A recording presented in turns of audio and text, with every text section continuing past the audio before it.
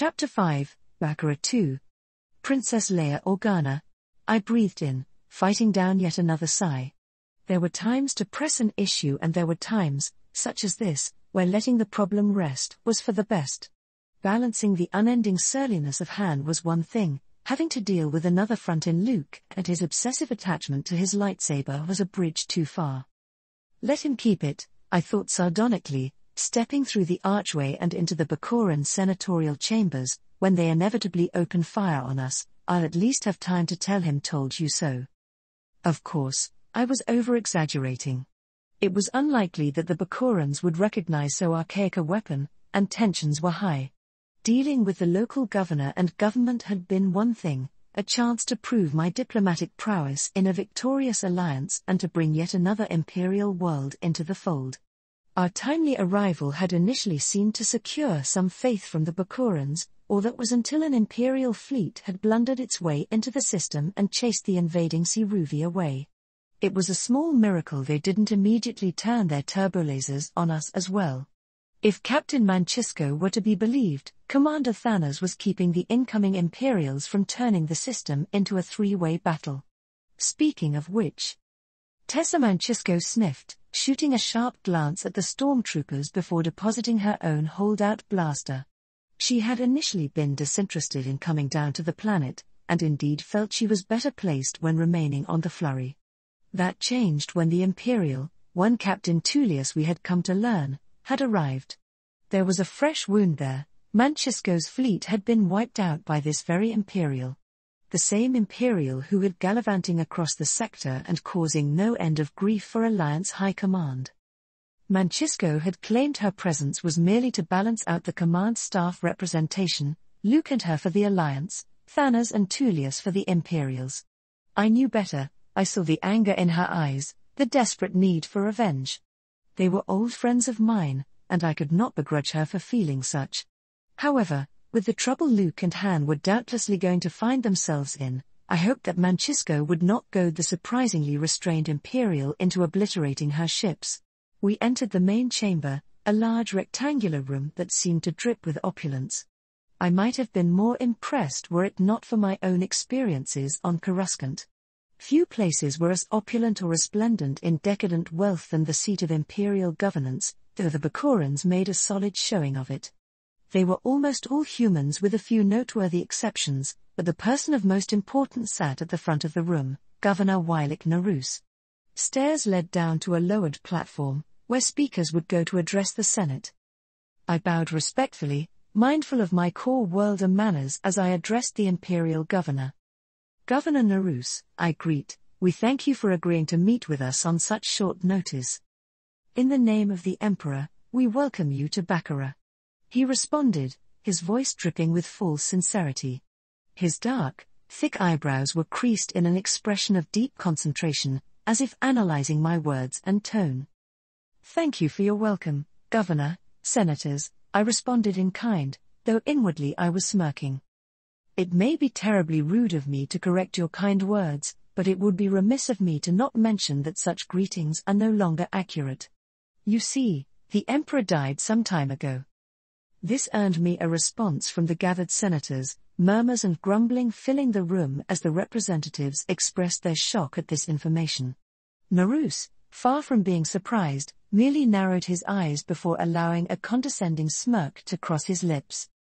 Far be it from me to call you dishonest, Princess, but I believe I shall call upon Captain Tullius to reveal the truth of your claims.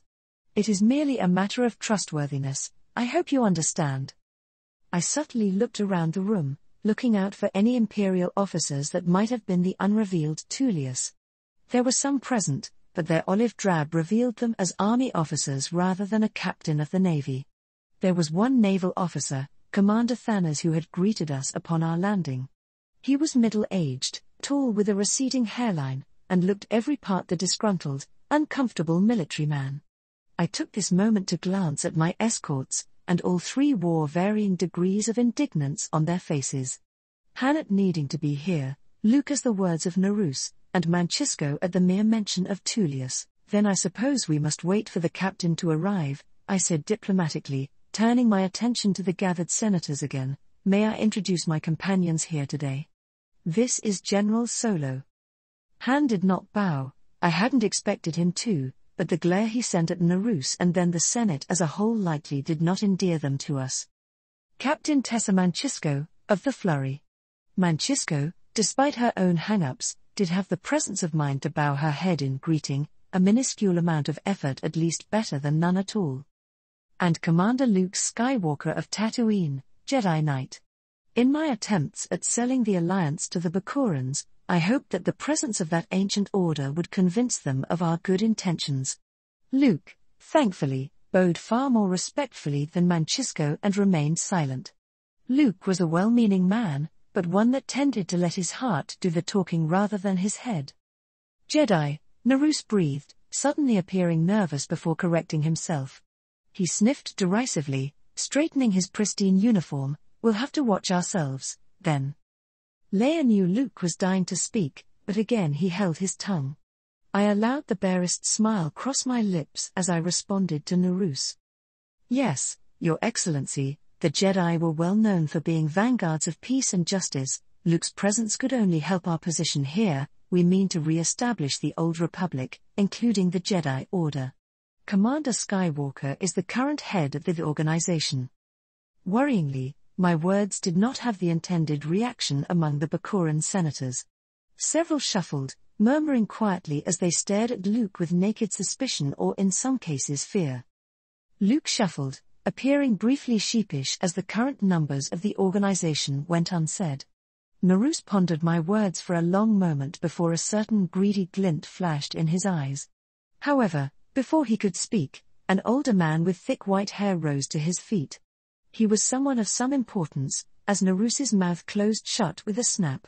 Welcome to Baccarat. Despite his apparent age, the man spoke with a deep, powerful voice, commanding a far more respectable presence than the governor a row behind him. I am Prime Minister York Capterson. Under normal circumstances, you would have had a protocol briefing, and I apologize for the haste with which this meeting was convened. I suggest we hasten our introductions before the good captain arrives. In another circumstance, someone describing any Imperial officer as a good captain might have earned a snort from me, but I maintained a diplomatic front. Hoping to endear myself to the Bakurans, I curtsied with far more decorum to the Prime Minister than I had for Narus. Luke and Manchisco followed with bows of their own, and even Han gave a short nod. No apologies necessary, Prime Minister, I said, this is a desperate hour. Another man rose, seated near the Prime Minister.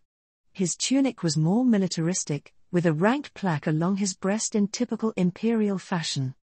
Lane Harris, Defense Minister. You have no idea how desperate. All of our outposts on the other planets in the system have been destroyed. Our salvage crews that survived to report back found no bodies and no survivors. Were it not for you, and the timely arrival of Tullius. The man put on a strong face, but the fear was clear in his eyes. It was a trepidation shared by all the gathered senators. Even Narus and Thanos appeared nervous at the prospect of these alien invaders. Yet, I had to wonder how many had their trepidation shared, in part for the invaders and in part for the Star Destroyers above. It seemed to keep coming back to Captain Tullius, the mysterious officer who would be the deciding factor in what side the Bakurans would prefer. The lull in the conversation was interrupted by the hiss of the door to the chambers. Presenting Captain Riviger Tullius, of the Conqueror. I turned as a cacophony of steady footfalls filled the room, silencing all conversation. I turned alongside my companions, at last getting my first look at the Imperial captain that had caused so many issues. Riviger Tullius was the single most plain man I had ever seen. I wasn't sure what I had been expected, but between the sheer hatred Manchisco had for the man and the aggression described by Luke during the battle, Riviger Tullius was remarkably unremarkable. He was of a moderate height and slim build, not overly fit but clearly kept himself healthy. His grey uniform was spotless, as was the case with most self-respecting Imperials, with the appropriate rank plaque and number of code cylinders for his station. His stride, his squared shoulders, the perfect snap of his heels on the floor, it all screamed Imperial. The only place where he deviated was his face. Despite the state of his dress, Tullius's face was haggard. Pale, with sunken eyes and unshaven bristles covering the lower half of his face. His auburn hair stuck out from under his service cap and down his face in sideburns, the only part of his appearance that was not regulation, if one were to ignore the general unkemptness. At his back, almost as a contradiction to the man's rugged face, were a quartet of identical, pristine stormtroopers. I had met my fair share of officers and stormtroopers alike outside combat, but my companions all had varying degrees of reaction. Mancisco's fists tightened at her side, her glare for Tullius alone.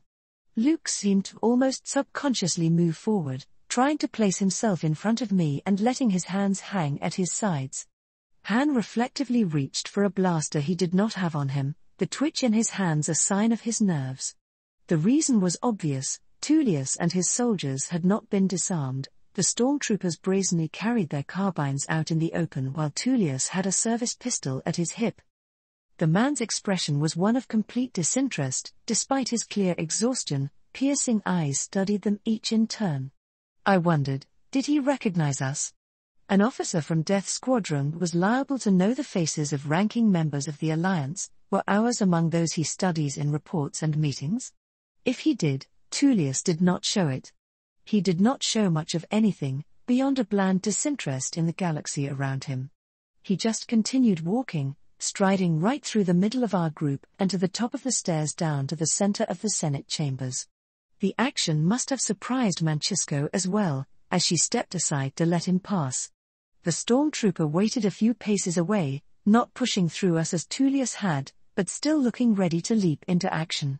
Tullius may have written us off as non-threats, but his guards held their blasters tight. I turned, facing Narus again as Tullius snapped his heels together. Captain Riviger Tullius, 2nd Flank Squadron, Arrowhead Command, reporting as requested to meet with this civil body. His accent was strange, vaguely familiar though from where I struggled to place. It was reminiscent of a less refined core world accent. What was impossible to mistake was the disdain his voice dripped with when he addressed the Bakuran Senate, his words earning him many glares and muttered comments. Inwardly, I was grinning. Tullius was already doing a great job of endearing himself to the body. A few Bakuran officials sidled in, quietly joining their fellows as Narus spoke to Tullius. You have our thanks, both for your timely arrival and for attending this meeting, Captain, Narus offered diplomatically, seeming to try and cover for his fellow Imperial. Now, I think we can begin in earnest. Captain, Princess, come down. He indicated into the pit the Bakuran Senate surrounded with a hand. Tullius turned, looking at me and gesturing down. Ma'am, he said, a grudging tone to his voice. I merely bowed my head and went down first, the thud of his boots following a few paces behind. I peeked back, noting that Luke, Han, and Mancisco had remained with the quartet of stormtroopers. There was tension in the group, but while my party seemed uncomfortable around the troopers, Tullius's guards had their attention directed elsewhere. Their blasters were held close to their chest as they eyed the senators, governor, and nearby security officers. There was a larger game afoot, and a part of me wondered if I was about to be caught between an imperial civil war. We arrived at the foot of the stairs, looking up at Narus and the ranking government officials. Captain Tullius, before we can discuss the issue of the invasion, I believe we all require confirmation of the claims made by Princess Leia. Regarding? Tullius asked blandly. Is there truth in her claim that Emperor Palpatine is dead? The hush returned as Narus spoke. I turned my gaze back to Tullius, gauging his reaction. He may well have been cut from Durasteel, his earlier disdain forgotten in the face of that question. I have reason to believe the veracity of her claims, yes, Tullius admitted after a long moment. The Death Star was destroyed, alongside most of the command staff of Death Squadron. I had nearly forgotten that the second Death Star had been secret, reminded of the fact by the concerned murmuring of the gathered senators. Narus let them speak amongst themselves for a few moments longer before raising his voice over the din. But there is no proof that he didn't escape. My opinion was shared by Grand Admiral Oswald Chick, who had been present aboard the battle station as well. However, I have no definitive proof. The silence that followed Tullius's words was short-lived as the senators began to quietly debate with their neighbors, calmer, this time, allowing me to speak without raising my voice to a yell. The Emperor is dead, I reiterated, dead at the hands of Darth Vader. Narus's thick eyebrows quirked up, surprise on his face for a moment before his face turned back to Tullius. From the corner of my eyes, I saw Tullius give a slight shrug. He could neither confirm nor deny the claim. It was that statement that Narus ended up believing, though. Vader, the name was spat with naked distaste. Narus's eyes narrowed as he gripped the arms of his seat. It was a sentiment I shared for the monster. Whatever or whoever Luke claimed, he was at the end. Even Tullius shifted nervously as my side, the stony captain having a reaction to the name alone. Vader, he repeated, as if confirming it for himself. His Majesty should never have trusted a Sith Lord. Is he still in command of Death Squadron, then? The question was directed toward Tullius, but it was I who answered. Vader is dead as well, Your Excellency. This made the disgruntled murmuring of the Bakuran Senate rise into a cacophony of noise, directed either at individual members or at myself and the captain. Panic, fear, relief, all of it was mixed within the words. Narus appeared thunderstruck, leaned back in his chair and staring down at the two of us with an unreadable expression. From what little I had seen of the man, I had a decent idea of what was going through his head at the moment. With the Emperor dead and Death Squadron left leaderless, there was scarcely anyone in the sector that had control over Narus. What's more, a captain detached from his fleet was in the system, and could potentially be bullied into pledging his ships to Narus. I also realized that this must have occurred to Tullius as well, evidenced by the quartet of armed stormtroopers still behind us. Why would an Imperial officer need to bring stormtroopers to an Imperial government building unless he expected the local officials to suddenly become hostile? Order. There will be order. Prime Minister Capterson barked out over the officials, his voice silencing the dissenters almost instantly. He let the silence linger before turning back to Tullius and I. My apologies, Your Highness, Captain. On the back of our current woes, this knowledge is greatly concerning. Can we expect further assistance from Death Squadron and the Empire, Captain Tullius? Not at this time, Tullius admitted, his tone grudging. Death Squadron retreated out of the sector upon the death of the Emperor and Lord Vader. Then why are you still here? One of the younger senators demanded, and I winced inwardly.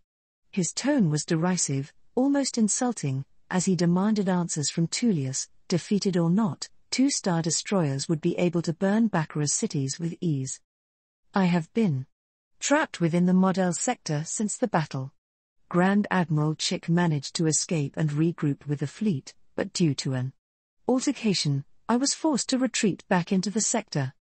I believe it would be prudent to discuss the Imperial Navy's situation at a later time, Commander Thanos spoke at last. His tone brooked no argument as he glanced at Narus, jerking head slightly toward the pit. There was no question as to why he did not want this discussion held in a public forum. Agreed.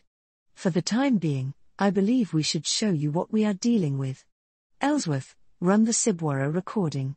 Your Highness, Captain, stand over here.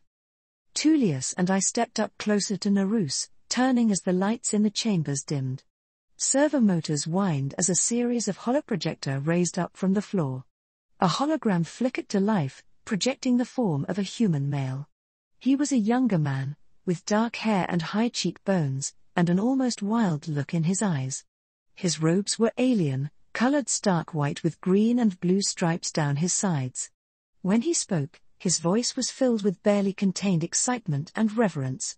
His words were far more concerning than his appearance, as Dev Sibwara of Gro heaped praise upon his masters in the Sirook. He babbled about them bringing peace to the galaxy, and how the sentience of the galaxy had great worth to the Sirook, and in he went. The hologram shifted, showcasing several tall, bulking Saurian aliens gathered around an oddly shaped spacecraft. I vaguely recognized it, having seen it sought in the post-battle briefing. Wedge Antilles had claimed them to be droid starfighters, or near enough, though Luke had appeared hesitant to support that conclusion at that time. A shudder of concern raced up my spine. Something was very wrong. Sibwara continued, describing the process of entrenching and how life energies were used to power the craft. While I had little knowledge or faith in mystical powers, beyond what Luke had showcased, the Siruk still employed ritualistic sacrifice in the process of constructing their fighters. If they went through this process for every single ship. The message ended, Sibwara still speaking with a chillingly positive tone of voice as he promised he would see us all soon. The projector lowered back into the floor and the lights returned, showcasing a sea of pale white faces. You see? A younger female senator called from her seat, this is a threat against which we have no experience and no defense. I understood the woman's plea, the desperation faced when one's homeworld was threatened by an overwhelming force. Already, my mind ran with how I could leverage my experiences to draw more support for the alliance from the Bakurans. Of course, that meant I needed to balance whatever dislike they had for the Empire against the fear they might hold for the 2 star destroyers hanging in orbit. Bakurans, I called, we will not leave you to your fates. The alliance to restore the Republic has made protecting worlds under threat its solemn oath, and we extend our offer of help to you. Our war is not against the citizenry and subjects of the Empire, but against the Empire itself. I gauged the reactions of the 3 ranking Imperials, all but prodding a reaction from them. Narus, with his hands folded over his mouth, shot me an intense glare, but held his silence. Thanos shifted his weight subtly from one foot to the other, his eyes raking the gathered senators. Tullius, as he had for most of the meeting, remained stone-faced and uncaring, but I was expecting an intense reaction from him sooner rather than later.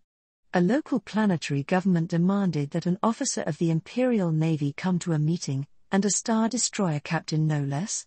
He had to be fuming behind that mask of indifference, and I need only push him to snap and ruin the Empire's image here.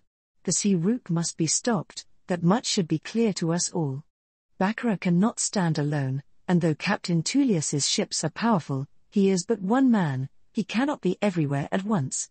I mean no disrespect to the good captain, but the Empire has always ruled through fear and the threat of violence rather than skillful application of it. Endor has shown that they can be beaten.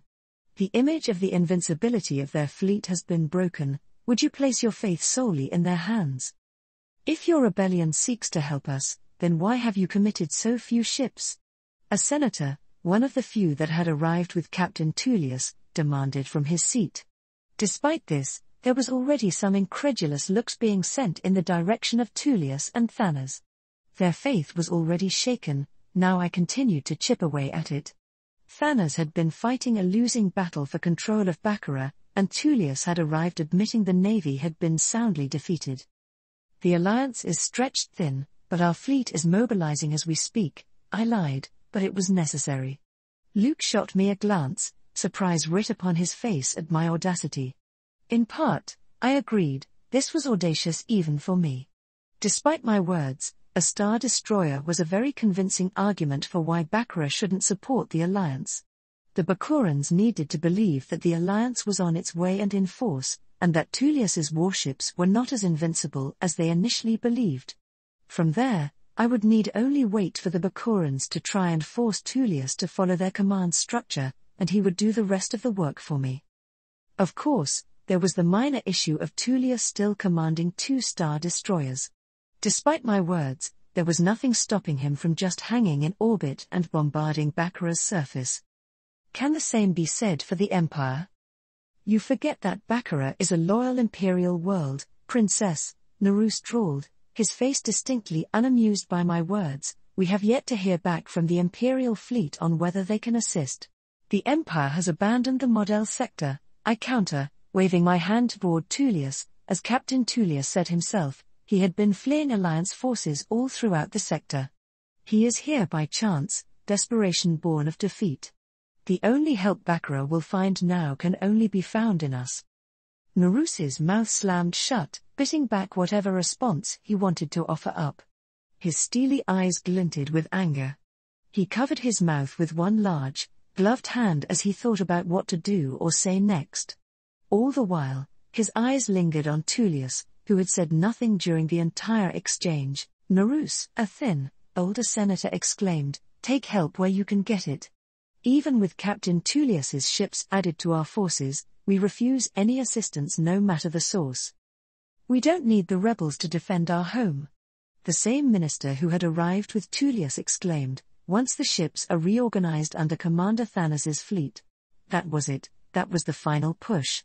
It did not matter if Captain Tullius had the patience of a droid, the Bakurans were operating under the idea that his ships were there to move and take as they pleased. Clearly, Thanos had allowed the Bakuran government a level of influence within his own ships, if they were so comfortable ordering around a captain. Narus had come to the same conclusion, as his eyes were squeezed shut and his shoulders slackened.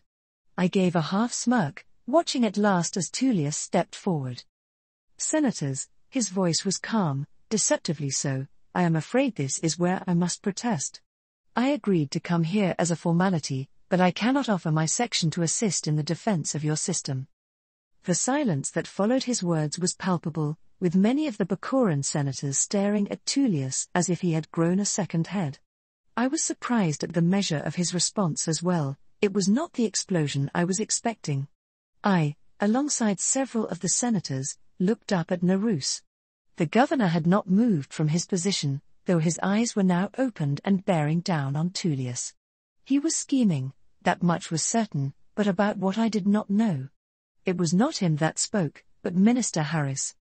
"That is certainly a problem, Captain, but correct me if I am wrong. The Imperial fleet answers to the sector and system governments in which they reside?"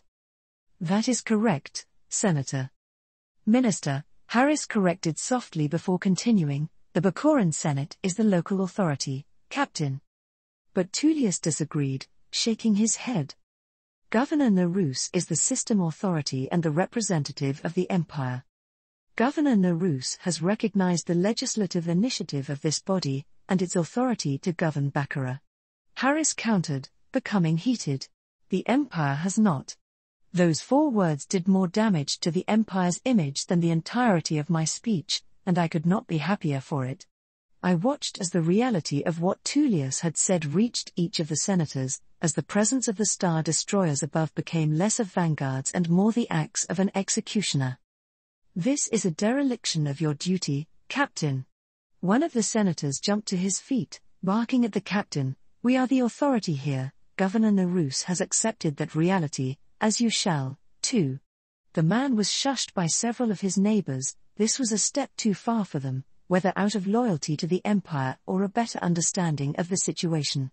There was a clatter at the top of the stairs, the dull, familiar sound of plastoid armor moving around. I glanced back, finding the captain's 4 bodyguards standing at the top of the stairs in a line, carbines held in hands. "Ah," I thought, "they weren't here to protect him from us." "I believe it is time for a recess," Narus finally spoke, unhurried and sounding almost amused. "Nerfherder," I thought, looking up at Narus as he rose from his hovering throne. "Princess, I will have our data on the Sea Rook released to you. We will discuss the possibility of a truce once tempers have cooled." With that dismissal, the Senate began to grumble amongst themselves. Some of them shot glares at Narus or Tullius, others suddenly very fearful. All of them were aware of the quartet of stormtroopers, faceless helmets watching their every move. "Governor Wilik Narus, Captain Rivager Tullius to see you, sir." The dull voice of my assistant droned through a speaker on my desk, rousing me from my thoughts. I had been expecting the captain's arrival, quickly straightening. "Send him in," I ordered, depressing a button on the console. A few silent moments passed before the door to my office hissed open. Rivager Tullius looked as he had during the Senate hearing. If anything, he appeared even more on edge. He had been relieved of his service pistol, but I knew his stormtroopers were waiting in the lobby beyond. Tullius was paranoid to an excessive degree. A certain amount of paranoia was expected, even when among his fellow Imperials. There was a story there, one I was eager to hear while I maneuvered the captain to my advantage. "Captain, please, take a seat. We have much to discuss," I drawl, putting on a winning smile as I indicate to the chairs across from my desk. Tullius's unerring stare lingered on me for a heartbeat before he stepped in, his boots thudding softly on the carpeted floor. With precise, almost mechanical movements, he claimed a seat and met my eyes. His expression was grim, its significance carried by the clear exhaustion writ upon his face. The time since Endor had clearly not treated the captain well, a fact made more evident now that I sat before him. Despite this, he carried himself professionally, and clearly his tiredness did not blunt his intensity. For how long I had suffered the whims of the Bakurans for the sake of stability, it brought me some catharsis to watch Tullius put the fear of the Empire back into them.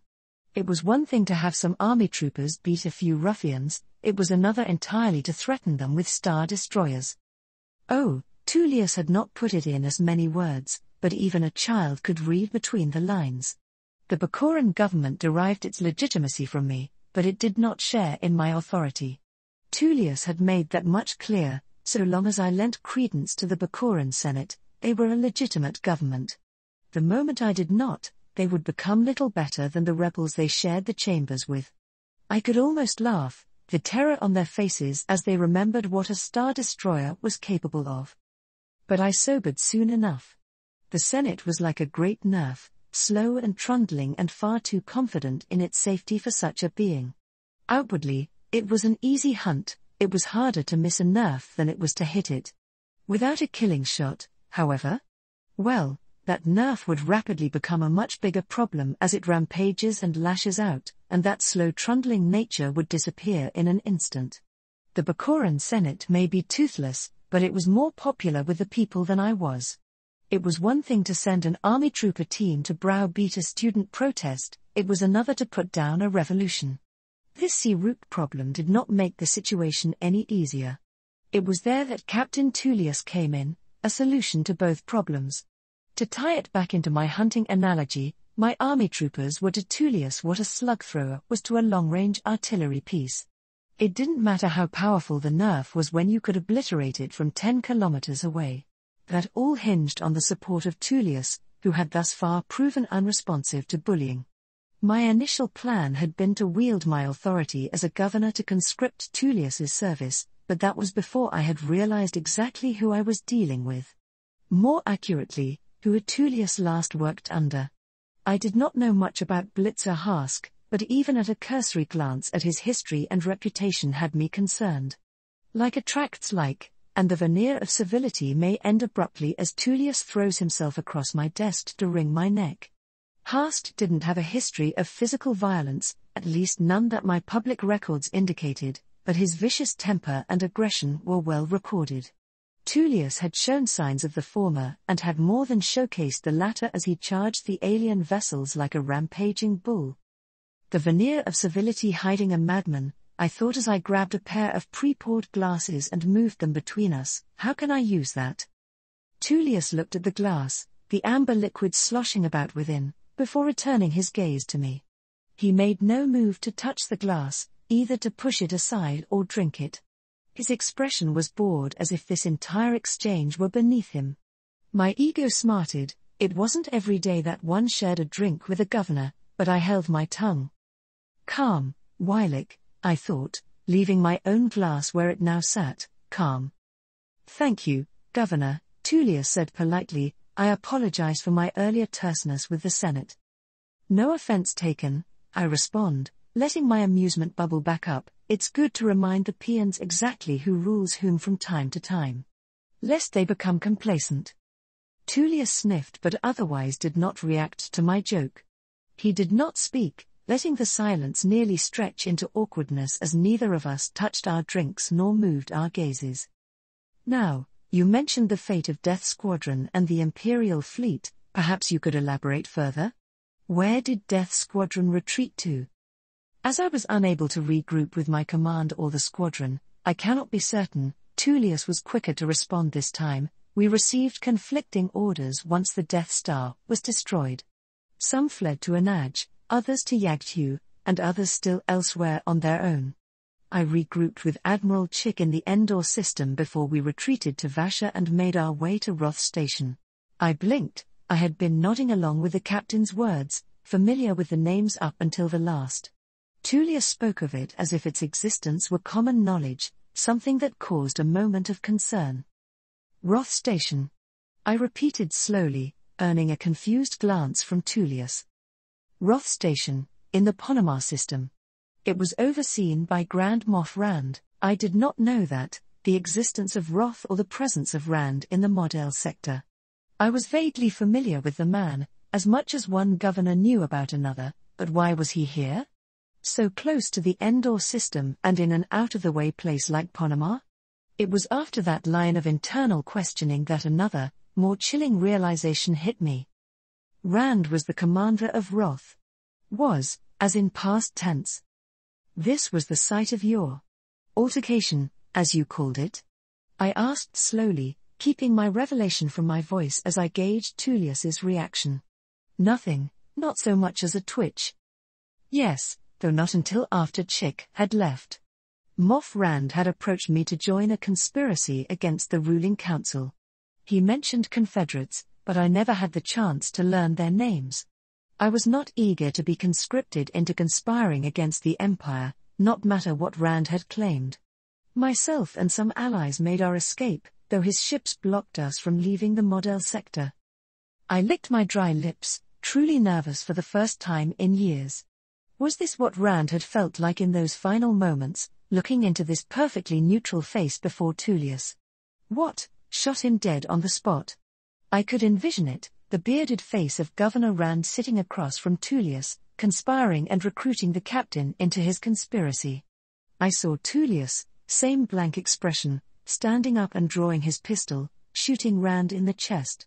It was not a stretch for my imagination to envision my face in place of Rand's, and it to be my chest eating red bolts of plasma. And Tullius had survived. He must have been aboard the station at the time. He must have fought his way out with his allies against whatever garrison Roth carried. The more I thought about it, the more worried I became. And that led you here, I managed, suddenly not wanting there to be silence.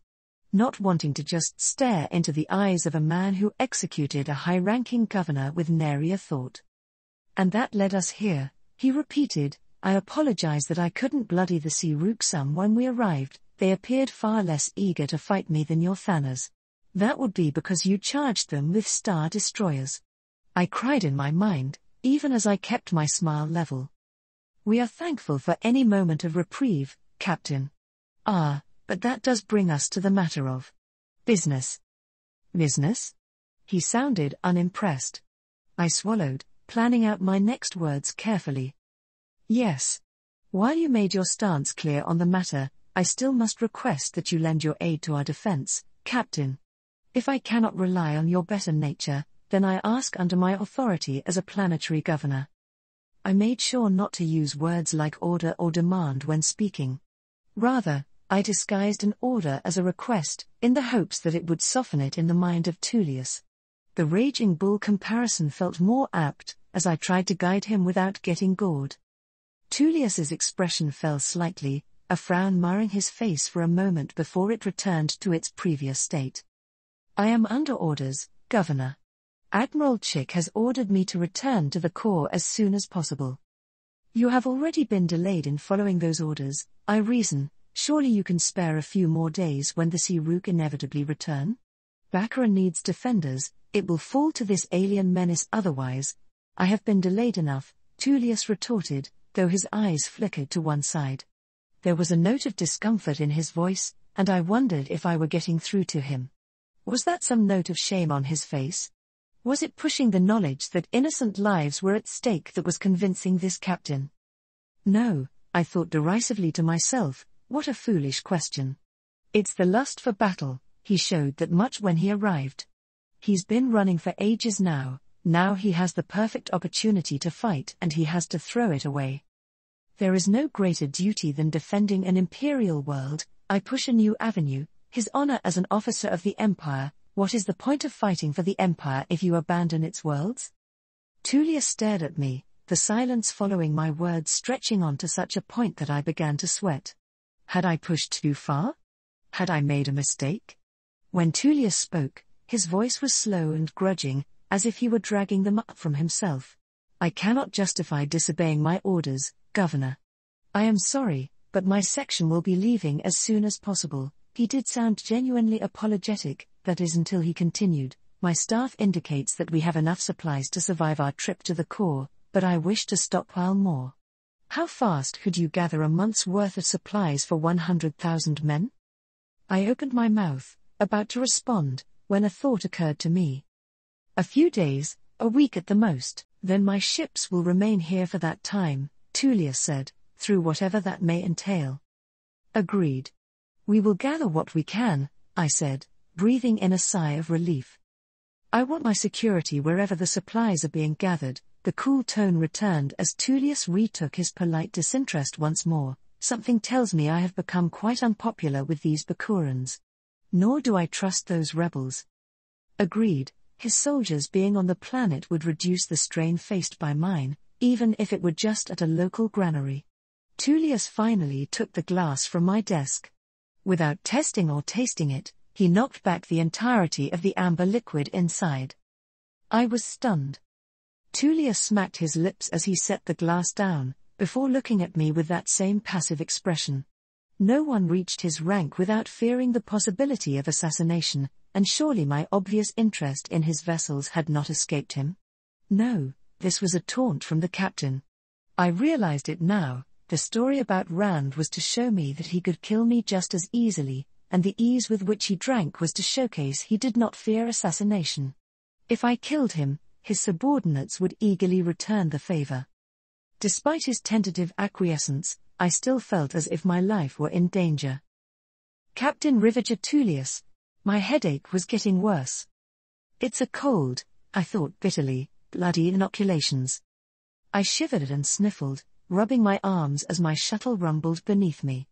I had spent the better part of the evening overseeing the arrival of my security at the city granary. A small battalion's worth of stormtroopers and navy troopers with their fair share of web turrets. While I was mildly worried about the Bakurans lashing out or the rebels attempting to sabotage the building, I was more worried about Narus. The man was twice as slimy as Rand, and somehow even more incompetent. What kind of governor lets a local civilian legislature make decisions on military matters? Narus was incompetent, slimy, and clearly had an inflated sense of self-worth. A poor combination. Unlike with Rand, I was not going to leave my fate up to luck. If Narus tried something, I was going to have him shot. I shuddered at the thought. This chill was getting to me, making my temper short. I wasn't going to have him shot, just locked away somewhere until I grabbed what I needed from the world and could leave. Already, I imagined that Harand was distinctly unhappy that we weren't leaving immediately, and I could not just claim that we needed supplies. Oh, I could huff and complain that my arm was being bent in this matter, that those supplies were a redundancy to prepare for our expedition, but I knew the truth. I was being damned soft-hearted. Skriold was getting to me, though I couldn't just blame her either. The thought of abandoning an Imperial, even one led by a buffoon like Narus, rankled me. It felt wrong, like it was a dereliction of my duty. The first time I was ever fully in command, and I was running off on little side quests. I sighed again, another long-suffering sound, as I reached up to rub my temple with both hands. My comlink whistled on my hip, making me freeze before I let out my breath. I pulled small cylinder from my hip and brought it to my mouth. Tullius here. Captain, our long-range scopes have picked up an enemy scouting flotilla, near the edge of the 8th planet's orbit. In a flash, my exhaustion was gone. Skriold's tone was even, so it wasn't an immediately pressing issue. Composition? I asked, my tone short. 2 corvette analogues and a frigate. I frowned, running a hand along my chin as I thought. The bristles were rough against my hand. I made a mental note to shave. What is their status? We've been tracking them, but it doesn't appear they're doing anything at the moment. There have been some communication beams, but we can't identify who they're talking to. I looked at one of the stormtroopers and nodded toward the shuttle cockpit, mouthing the word Conqueror at him before I spoke again. Bring all ships to full combat readiness, but hold position. Have a communication line with Commander Thanos open and ready for when I reach the bridge. I rattle off, finding my seat again. Yes, sir. What of the rebels? What of them indeed? The rebels were still holding on the far side of the planet last I had heard, and Nerus had yet to make up his mind on whether he would accept their help or not. I was not eager to involve them and upset the governor, whatever that may entail. A small handful of corvettes and a bulk freighter were hardly the tide-turning ships we may need, in any case. My ships, stationed over the capital city, were closer to the system jump point that Siruk had been using thus far. According to Thanos, they had been attacking from the same western location, so logic held they were probably coming from somewhere in unexplored space.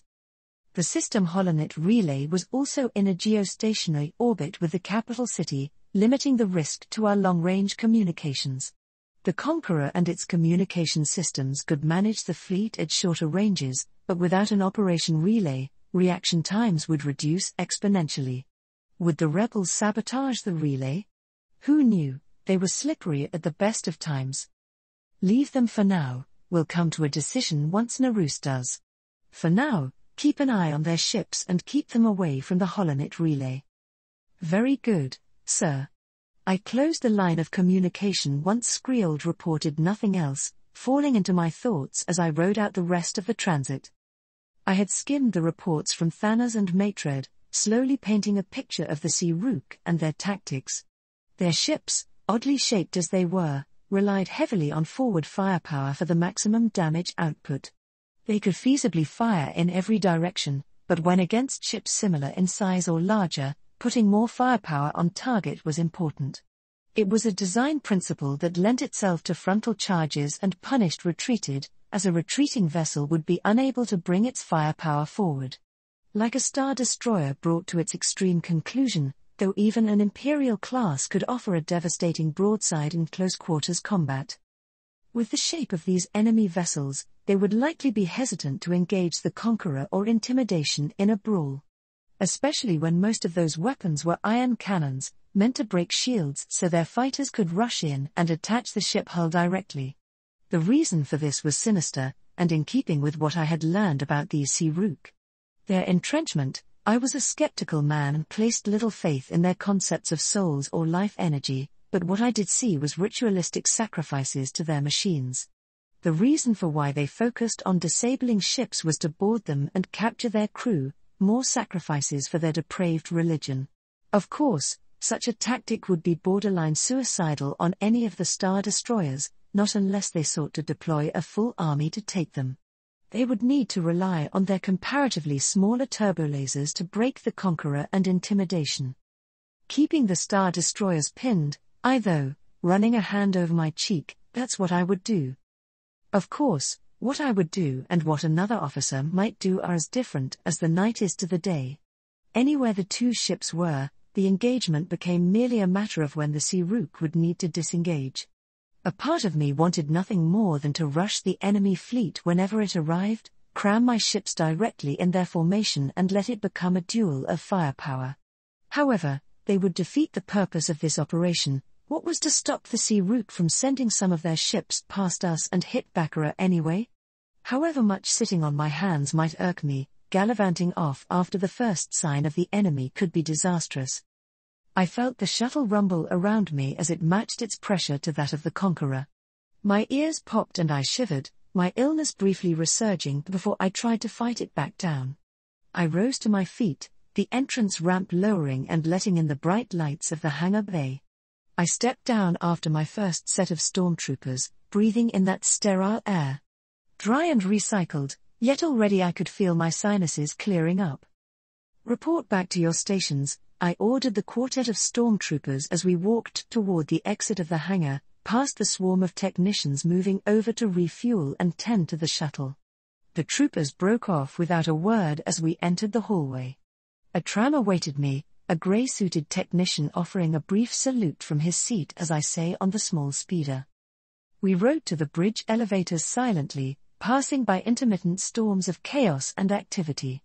Gunnery crews changing their shifts as more veteran officers were sent to their quarters and their greener counterparts taking over until the inevitable battle came. Stormtroopers and Navy troopers marched this way or that, shepherding crew members or preparing for the possibility of battle finding its way aboard the Conqueror. I reached the elevator soon enough and was greeted by a cacophony of sound. The bridge crew were getting the Conqueror in order, briefly stopping only to salute me before returning to their tasks. I stepped toward the rear bridge's holotable, where Skriold awaited me. "Commander Thanos is on line 1, she murmured, to which I nodded and inserted my code cylinder. After a moment, we were connected. "My apologies, Commander," I said as the older man flickered to life on the table. "I was held up." "You've been made aware of the situation?" "A scout flotilla holding at the edge of the system, your second informed me." I nodded at his words before I made his hologram disappear, setting our conversation to audio only as I brought the Baccarat system hologram up. Zoomed out, 8 rings encompassed the Sun, Baccarat Prime. Each ring represented the orbit path that each of the spheroids on the hologram represented, the 8 planets of the Baccarat system. A sea of green emblems dotted around Baccarat 3, the titular system capital and namesake. Largest among them were the Conqueror and Intimidation, followed by the similarly wedge-shaped Victory I frigates, Intrepid and Steadfast. The red lights flickered near the 8th planet, partially hidden behind its moon. Why they weren't doing a better job of hiding themselves was anyone's guess, but I doubted it was anything as benign as they just didn't think we could see them. "I'm folding the remainder of your section in my own. Will this cause any issues?" I asked Thanos as I studied the battlefield 2B with a critical eye. There was a moment of silence before Thanos responded. "No, there will not be any issues, Captain." I nodded slowly. Thanos seemed to be a reliable sort. "Good. Your ship will be attached to the rest of my Kerraks. I will pass you off to them." There was some shuffling which I suspected to be Thanos saluting before I closed a communication between us. "Someone get Thanos' credentials for the Kerrak squadron," I called out into the bridge before changing my channel to the Overlord, the lead lancer of its respective group. "Overlord, I'm transferring command of the Bakuran corvettes to you. Sort through them and have a report forwarded to me as soon as possible on their capabilities." "Aye, Captain." "Overlord, out." The communicator squealed as the officer closed the line, leaving me to my thoughts once again. The system was empty, but already my mind was envisioning the battle to come, a swarm of red dots rushing to engage us, of turbolasers and concussion missiles dancing across the space between as battle raged. Despite the unknown factor to this all, a thrill of excitement began to rise in my heart. "Spite, this is Conqueror," I move on to the communication channel with the lead Kerrak. "We are receiving, Conqueror," came the static-laden response, the old Kerrak showing her age in the quality of her communication suite. "Once the dominant is part of your unit, pursue and harass the enemy scouts. Log any tactical data you can, but do not place your vessels in undue risk." "Understood, Captain." I watched on the holotable as the 6 Kerrak cruisers blasted away from the rest of the formation, burning toward the alien vessels at best possible speed. I was distracted by the brilliant gleaming of their sensor pings by Skriold returning to my side. "A report from Engineer," she said as a greeting, handing me a datapad. "The damage to our Eno cannons was less than originally anticipated." I looked down at the pad, my eyebrow quirking up at the Chief Engineer's report. "The forward medium iron cannons are operational? How was this not identified earlier?" I asked, flipping through the rest of the report and finding most what I had expected. The heavier cannons were still inoperable, alongside the majority of the secondary iron weapons. The 2 closer to the prow had survived with only moderate repairs. Engineering was focused on our shield generator. That earned Skriold an alarmed glance before I looked back down, flipping through the datapad feverishly for that report. Skriold assuaged my concerns quickly. "Just maintenance. With the damage suffered to the iron cannons, the engineering staff were concerned there may be other unforeseen shortcomings. The shields will still operate within expected parameters." A relief, I let my shoulders sag slightly before handing the datapad back to Skriold. "Good, we are already operating at a less than optimal level as is. No matter how effective the crew is, it is all for naught if the ship is falling apart around us." I turned from Skriold and back to the hollow table, and running a hand along my chin in thought. The Sea-Rook ships, noticing Spite and its escorts, had begun to retreat back the way they came, to the edge of the system. They were gone long before the Kerricks could reach them, their little red lights flickering out. The Holonet relay station was a bog-standard satellite that most Outer Rim planets used at some point in their lifetime. It was cheap, modular, and kept communications in system near instant. Where it struggled was getting messages out of the system at any reasonable speed. Its interior was similarly standard, with 2 docking bays on opposite ends, crew quarters, a command center, and a meeting room. It was the last of that group that was my destination, as Narus had finally made up his mind. The rebels would be joining their forces with us, but not under me. Unfortunately, while they would be supporting my forces in the coming battle, they refused to be commanded by an Imperial officer. That is to say, one Captain Manchisco refused to be commanded by me. She took umbrage to the destruction of her former fleet at my section's hands. Still, if we had no choice but to work together, I would at least make sure we could put any problems to bed before the turbolaser bolts started flying. A young service technician led me to the room, joined by Commander Thanos to offer the rebels a familiar and neutral face. Even now, he seemed to be taking his loss of overall command in stride, or he at least did not show his anger outwardly. The commander of Spite had no complaints, so it seemed he was acclimating well. I have not had the privilege of meeting Captain Manchisco face to face, but she seemed to hold an intense dislike for you, Thanos commented as we walked. Let's hope she won't be an issue. If she is a problem, I will ensure she does not escape a second time. What about this Skywalker? Which meant wasting time and resources chasing after a freighter and its escorts as they ran around the system, all the while needing to be ready to face the incoming Sea-Rook. I groaned internally. Of all the rebel scum that had to be in this system, why did it need to be her? I assume you've read the reports. I chuckled softly, shaking my head. Which ones? I don't put much stock in magical powers and religious warriors, Commander. I know he destroyed the Death Star, the first one, that is, but little more. I knew about the Jedi from the Old Republic, of course. That ancient order of monks that the Senate had relied on to enforce their will and lead their armies during the Clone Wars. As a child, I had learned about how Anakin Skywalker, Obi-Wan Kenobi, and Qui-Gon Jinn had saved Naboo from the Trade Federation. I had never believed the stories about their powers, though. Great men. Most certainly, but magical wizards? You're a skeptic, then? You aren't? I asked, mildly surprised at Thanos' words. You did not strike me as a mystical man, Commander. I will admit, I am fascinated by them, Thanos began, or their history, at least. Many great heroes rose up through their ranks. Though perhaps that is just the proximity speaking, I was born on Coruscant, their history is well remembered there. The Bakurans view them less favorably, though. I glanced back at Thanos, but before he continued, our young guide spoke up. They upset the cosmic balance, it's because of them that the Fluties are here. More confused now, I turned back to Thanos once again. He, thankfully, elaborated. The most common Bakuran religion. They hold that the universe is one of equal and opposite reactions. A powerful Jedi must therefore have an equally powerful reaction, the Sea-Rook. Was all I had to say on the matter. My tone must have sounded off, as Thanos quirked an eyebrow. Not a religious man? I shrugged, continuing after our guide. The Naboo are not very spiritual people, at least not as of late. Eriadu less so, and you know how the Navy is about these things. Eriadu? I thought I recognized the accent. How did an Eriadu-trained officer end up in Arrowhead Command?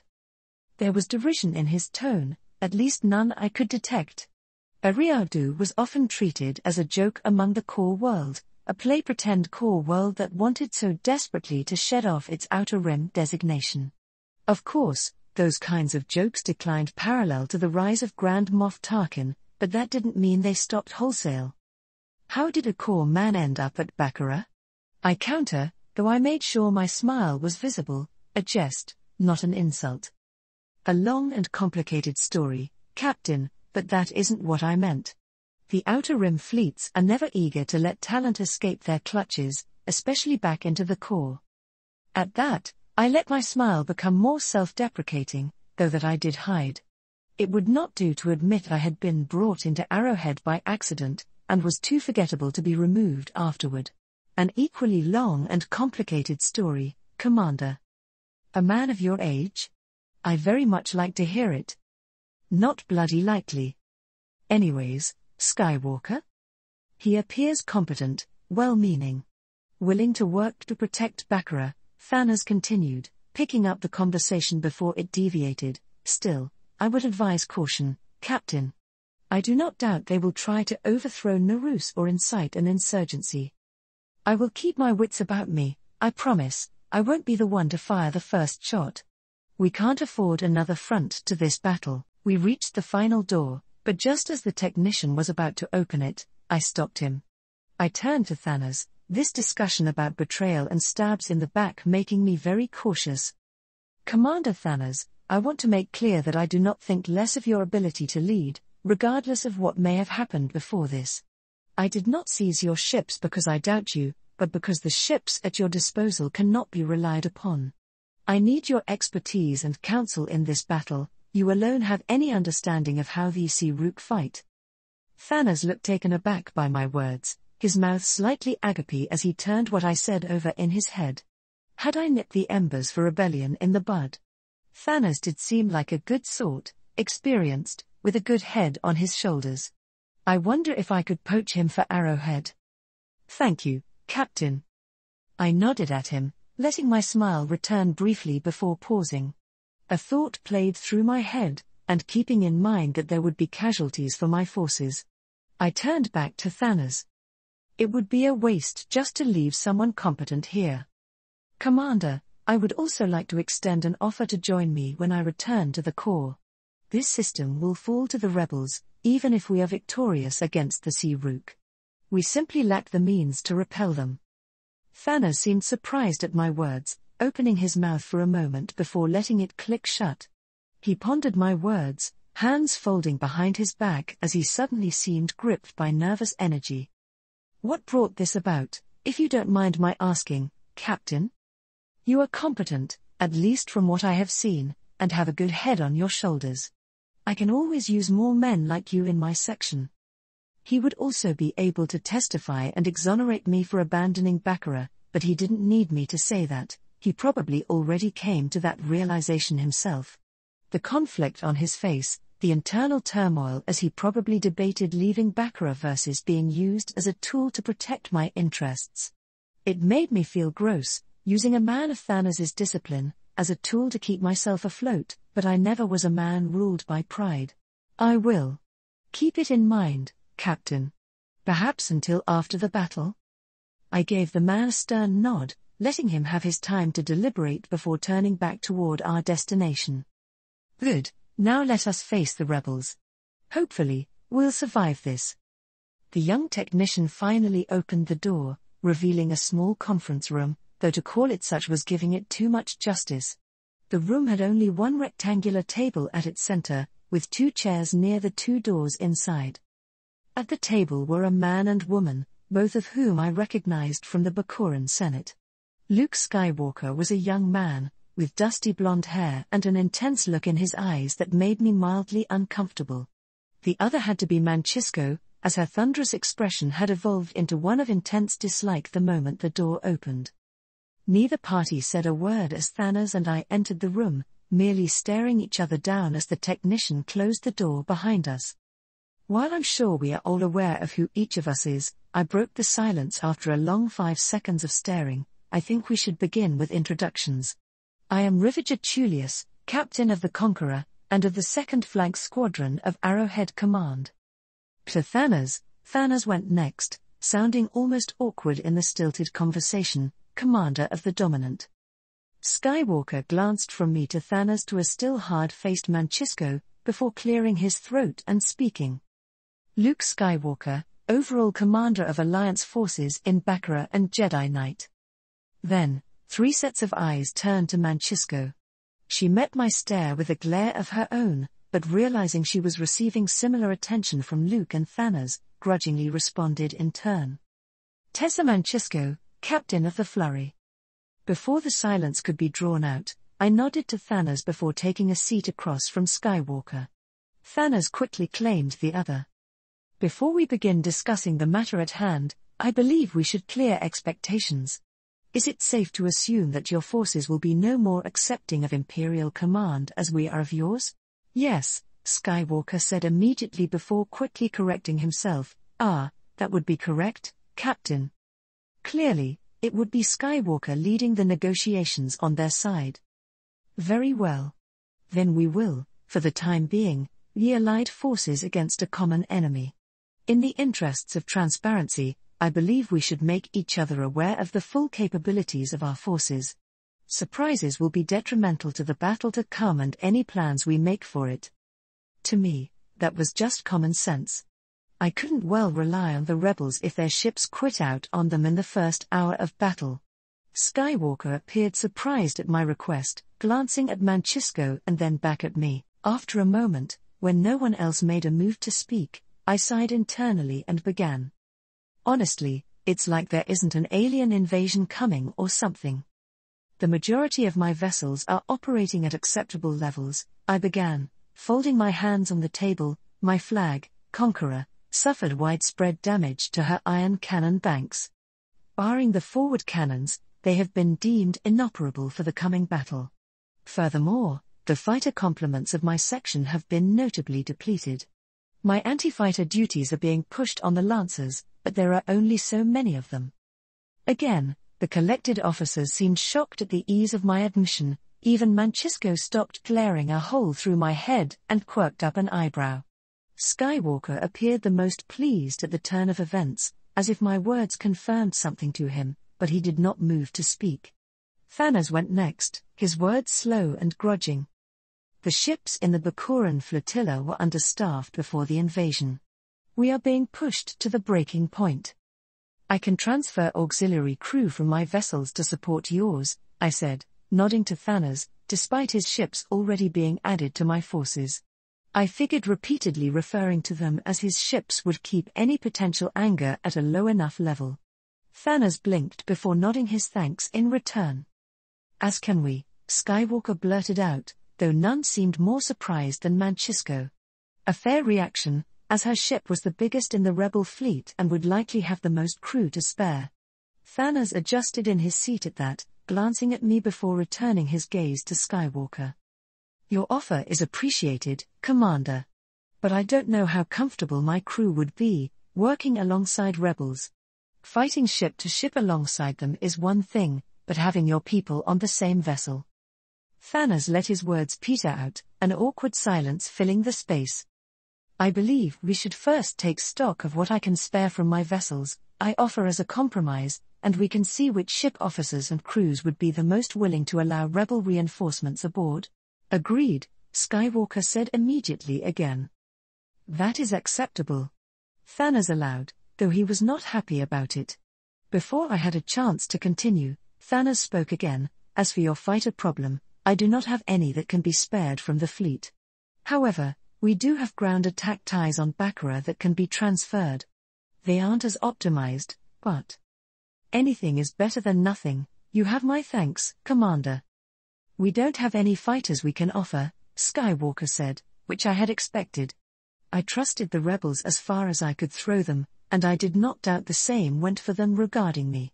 Still, Skywalker pressed on, clearly interested in providing something in this exchange, but our pilots are well-trained and experienced. We can take over interception duties, since our fleet is smaller and can avoid the sea route more effectively. Even with our forces combined, the enemy enjoys the weight of numbers, I countered, tapping a finger on the table. We should be consolidating our forces into a single mass, present them zero openings. There is more to starfighter combat than numbers, Captain. Imperial pilots might not know that, but we do, Manchisco spoke finally, her voice dripping with contempt as she spat out my rank. Skywalker shifted uncertainty, glancing at her before gauging my reaction. Outwardly, I did not, I had expected her to be short long before we arrived at the station. Before I could respond, Thanos beat me to it. Even the best pilot can be overwhelmed in 80-1 odds, Captain Manchisco. I was briefly stunned at the intensity of his words. Thanos' jaw set tightly as he glared across at Manchisco. It took me a moment to realize why he was suddenly agitated. The Bakuran starfighter garrison had been mauled by the invading Sea-Rook. To insinuate that the lost pilots were too incompetent to protect their homeworld was an insult to their sacrifice. To her credit, Manchisco seemed to realize her error a few moments too late and had enough heart to look away. She made no move to apologize. Skywalker swooped in before the silence could stretch too long again. Luckily, we joined the fighting late enough that our starfighters are still fueled, fresh and armed. We won't need any support in that regard. Manchisco, hesitating for a moment, spoke as well. The flurry suffered damage to her deflector shields at Endor. We have identified the issue, but lack the material or expertise to repair it. Manchisco looked as if she bit into something sour when she admitted that. Does Baccarat have the means to repair deflector shields? I asked Thanos, turning to face him. I can't say without speaking with our repair yard, and they would need to look at flurry first. The information will be transferred to you. Manchisco promised, sounding thankful despite everything. Can the Conqueror be repaired before the battle? Skywalker asked, turning the discussion back to me. I made a face before shaking my head. Unlikely. Several connections between the reactor and ion cannons were burnt out, to my understanding. Corners were cut during the last refit, or so my engineers tell me. We will require a full dockyard. I won't risk the reactor until I have quality specialists looking over it. And that was that. Despite its shortcomings, the Conqueror was still the second most powerful ship in the system, behind the Intimidation. Its turbolaser batteries would decimate anything the moment their shields were dropped. If there is nothing else we feel the rest of us should know? I ask, and upon receiving negative head shakes, I continued, very well. I grabbed my holocommunicator from my belt and slid it to the middle of the table, letting it flicker to life. A dull hum emanated from the small device, not designed for projecting such a large hologram. The Baccarat system unfolded before us, a mirrored copy of the Conqueror's projection on its holotable. Green dots and wedges, representing our combined forces, were in a disorganized cloud over the capital city. The rebels maintained their distance over the opposite end of the world, coincidentally closer to the direction where we suspected the Sea-Rook were coming from. As you are likely aware, Sea-Rook scouts were recently chased out of the system. Though we lack proof, it is also likely that they have some scouts or spies in system that we are unaware of. Commander. Thanos took over here, reporting what had been discovered during their anti-scout operations. The Sea-Rook vessels sent and received several encrypted communications to and from Baccarat before we arrived. We have been unable to identify their purpose, but it is possible that they have spies in system. The possibility that the Sea-Rook might have allies among the Bakurans had never occurred to me, a sentiment shared by Thanos. They had made their intentions for the Bakurans very clear in their messages, and possibility that someone was even considering it was naturally repellent. I didn't have any Imperial Security Bureau representatives in my section, to my knowledge, but if I did, I would sic them on Baccarat immediately. It was one thing to have rebel supporters on the world, it was another to have genocidal invader advocates. Skywalker and Manchisco once again shared a significant glance, one that I felt bode poorly for us. We may have intel on who the Sea-Rook were contacting, Skywalker said slowly after a few long moments, Manchisco minutely shaking her head. You are playing coy with this information, because, I said, matching his tone as my fingers folded on the table. Again, Skywalker hesitated, and again Manchisco not so subtly tried to keep him silent. Senator Capterson contacted us the other night to report that the Sea-Rook contacted Governor Narus to strike a deal, Skywalker explained, before quickly elaborating after seeing my incredulous look. The Sea-Rook wanted something from him, and in return they would spare Baccarat. Narus refused. I find this hard to believe, Thanos said bluntly, his tone sounding distinctly unamused. I was in agreement, as little as I might like the man.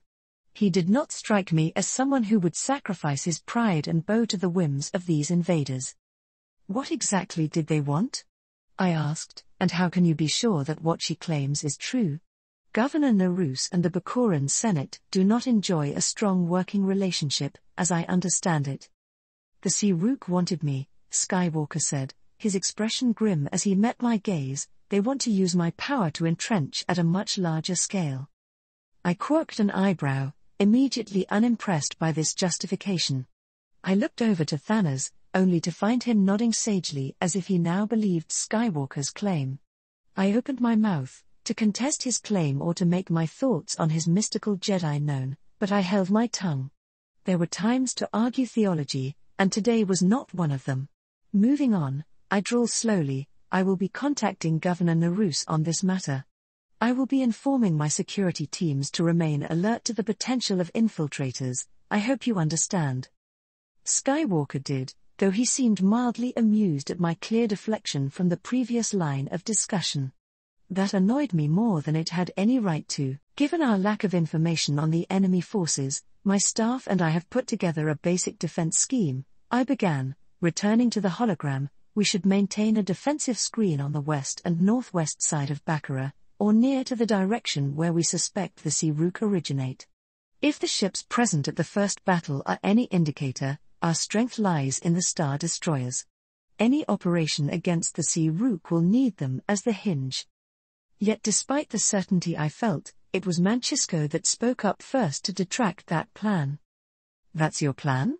she asked, showcasing a surprising amount of professionalism as her tone wasn't as insulting as before. "Have the fleets gather and hide behind your Star Destroyers. Holding in a single, large formation would just make us an easier target for their swarm fighters, Captain," Skywalker added. "Separating would be just as dangerous," I countered them, waving my hand as the hologram shifted. The fleets separated into smaller packs, the Conqueror and Victory pair, the Intimidation with the strike cruisers, and so on. Dozens of red blips to represent the Sea-Rook filled the field, swarming each group individually with fighters as they locked the other combatants in engagements. It was a lesson the Empire learned from the Clone Wars. Alliance officers fought in the Clone Wars, too, Mancisco jumped in. The lesson they learned was that Star Destroyers were at risk because they couldn't maneuver. The corvettes, Flurry, the Kerricks, even the strikes would be able to act in smaller wolfpacks, to harass the Sea-Rook and defeat them in detail. Just as I had, Mancisco manipulated the hologram to showcase her vision.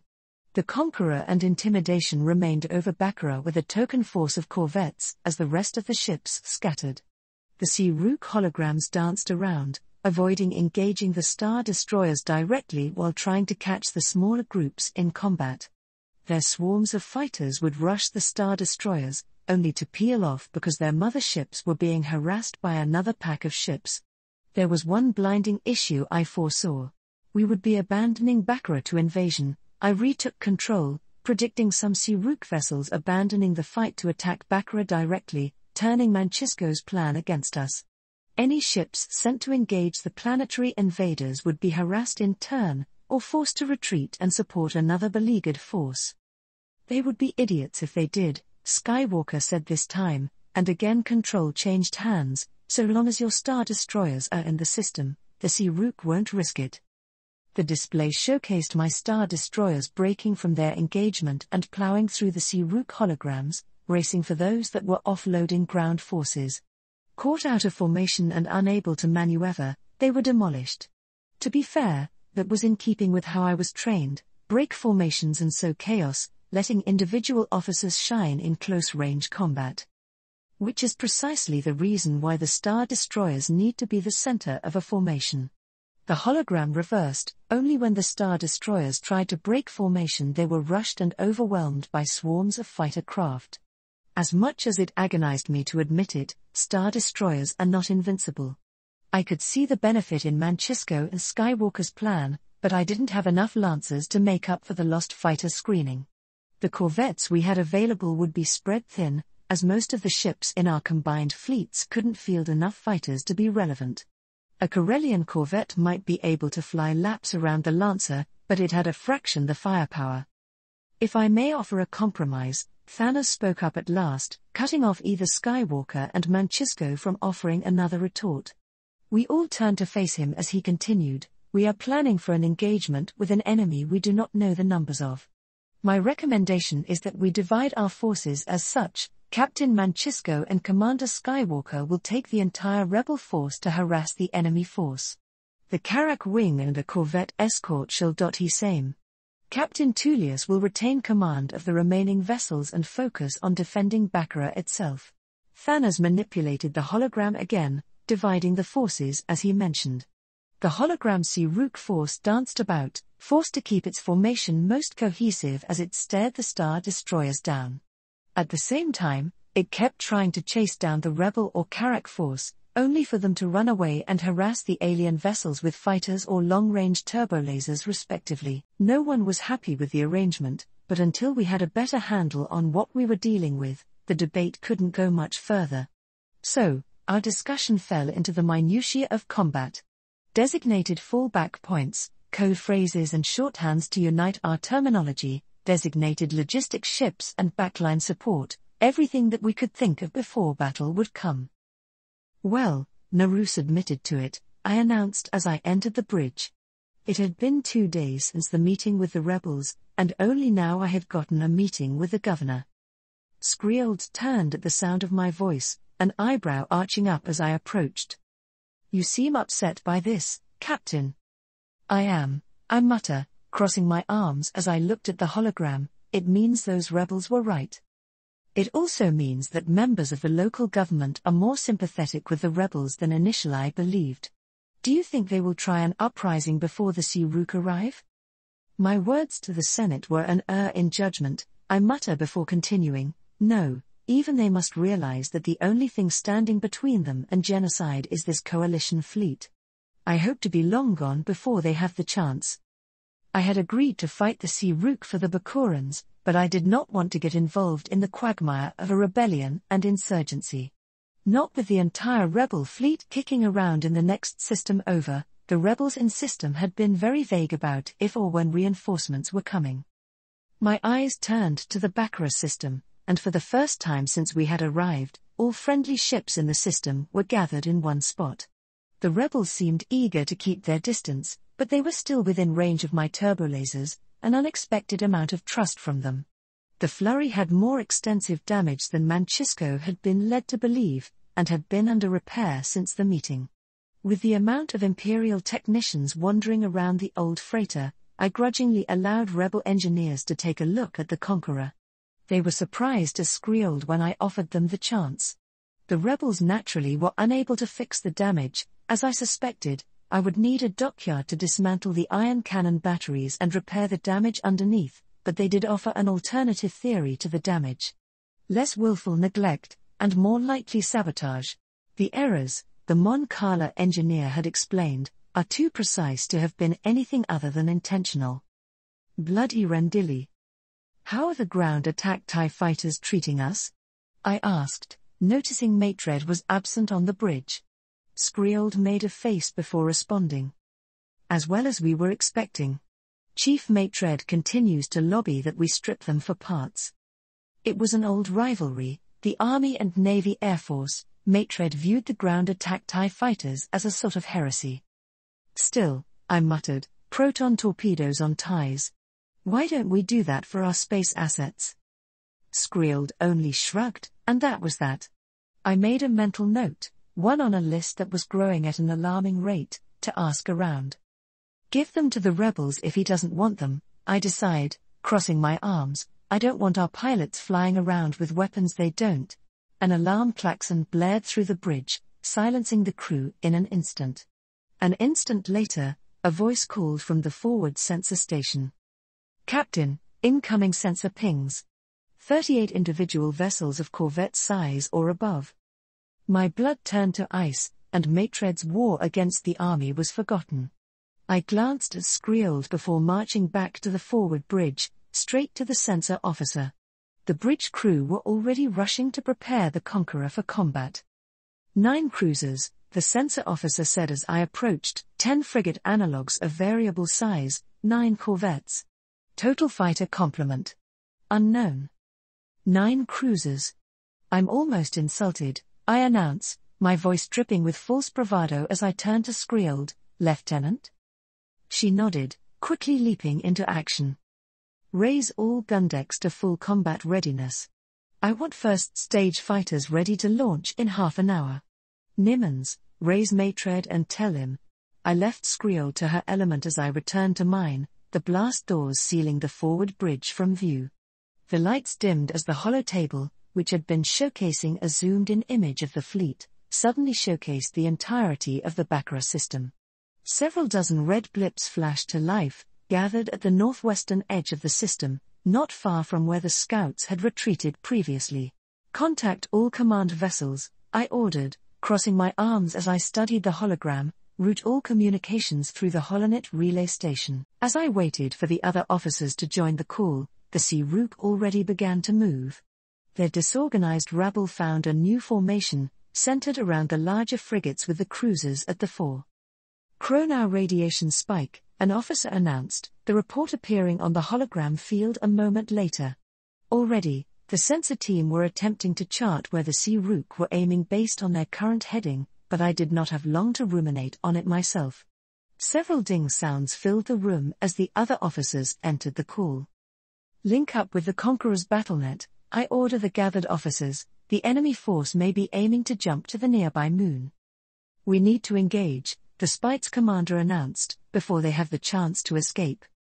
You would never make it, Manchisco's voice joined in, not unless your plan was to micro-jump directly into their formation.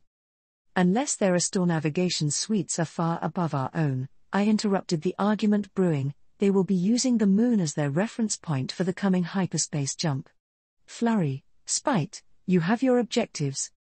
It was far easier for navigators to use celestial bodies as reference points for their jumps, and greatly reduced the risk for errors, accidentally overshooting or undershooting your target being the least of those problems.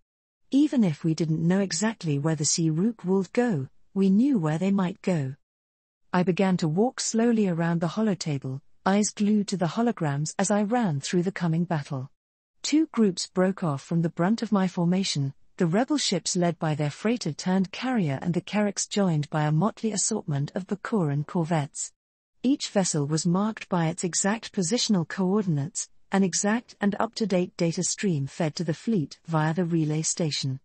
That station was the linchpin of our formation, dragged out of its geostationary position over Baccarat's capital and protected behind the fleet.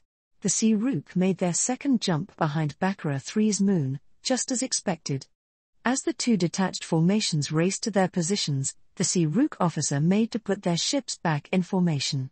Over an hour's travel separated our 2 forces, well outside visual range from the viewport, yet close enough that I felt I could reach out and touch them. I was coming to realize that the worst part was the wait before the battle, before the turbolasers and missiles could fly, and the only thing you had time to think about was the next step of the battle. It was miserable, terrifying, exhilarating. Come on then, you reptilian bastards, I thought unbidden, come and get me. The Sea Rook began to offload swarms of fighters, creating a veritable cloud surrounding their formation. Frigates broke off from the wings of their fleet, trailing fighters as they held at some distance from their fellows. Skirmishers, intended to tie down the rebel or Carrack groups, I had faith that they would keep themselves alive. Fewer ships than we feared, I turned to find Maytred entering the bridge, his expression grim as he looked over the hologram. They won't have the numbers to split up like the rebels suspected they would. One of those cruisers couldn't break a Carrack, I don't know what 8 of them planned to do. It was arrogant of me, but in that moment my blood had begun to boil. I wanted a fight that I could win and didn't need to run away from. Maytred was silent for a moment, studying the holomap before pointing out some of the frigates. Look here, these frigates. At the back of the formation, he said, they are larger than the rest, a lot more fighters around them than the rest. Carriers? I asked, struggling to differentiate the individual ships as they all looked the same. The brazen lack of creativity would make differentiating which ship was which in battle a difficult prospect. Or ground invasion ships, Maitred countered, running a hand along his cheek. Whatever they are, the Sea Rook want them protected. That's reason enough to want them destroyed. I stepped back to the holotable, unmuting myself and speaking to the other officers. Mancisco, Spite, there appears to be some kinds of carrier or troop transport in the enemy formation. We're marking them as priority targets. Do we engage? Only if feasible. They aren't likely to break formation. Focus on targets of opportunity. Understood. The subsequent half-hour was slow. The Sea Rook moved at half the speed we had taken to arrive at Baccarat. Like a hive of insects, they would panic and throw an overwhelming force after the two skirmishing groups the moment they tried to engage. The entire Sea Rook fleet would grind to a stop just to chase a few X-Wings or Kerricks away before continuing on. There was being defensive in battle, and then there was this.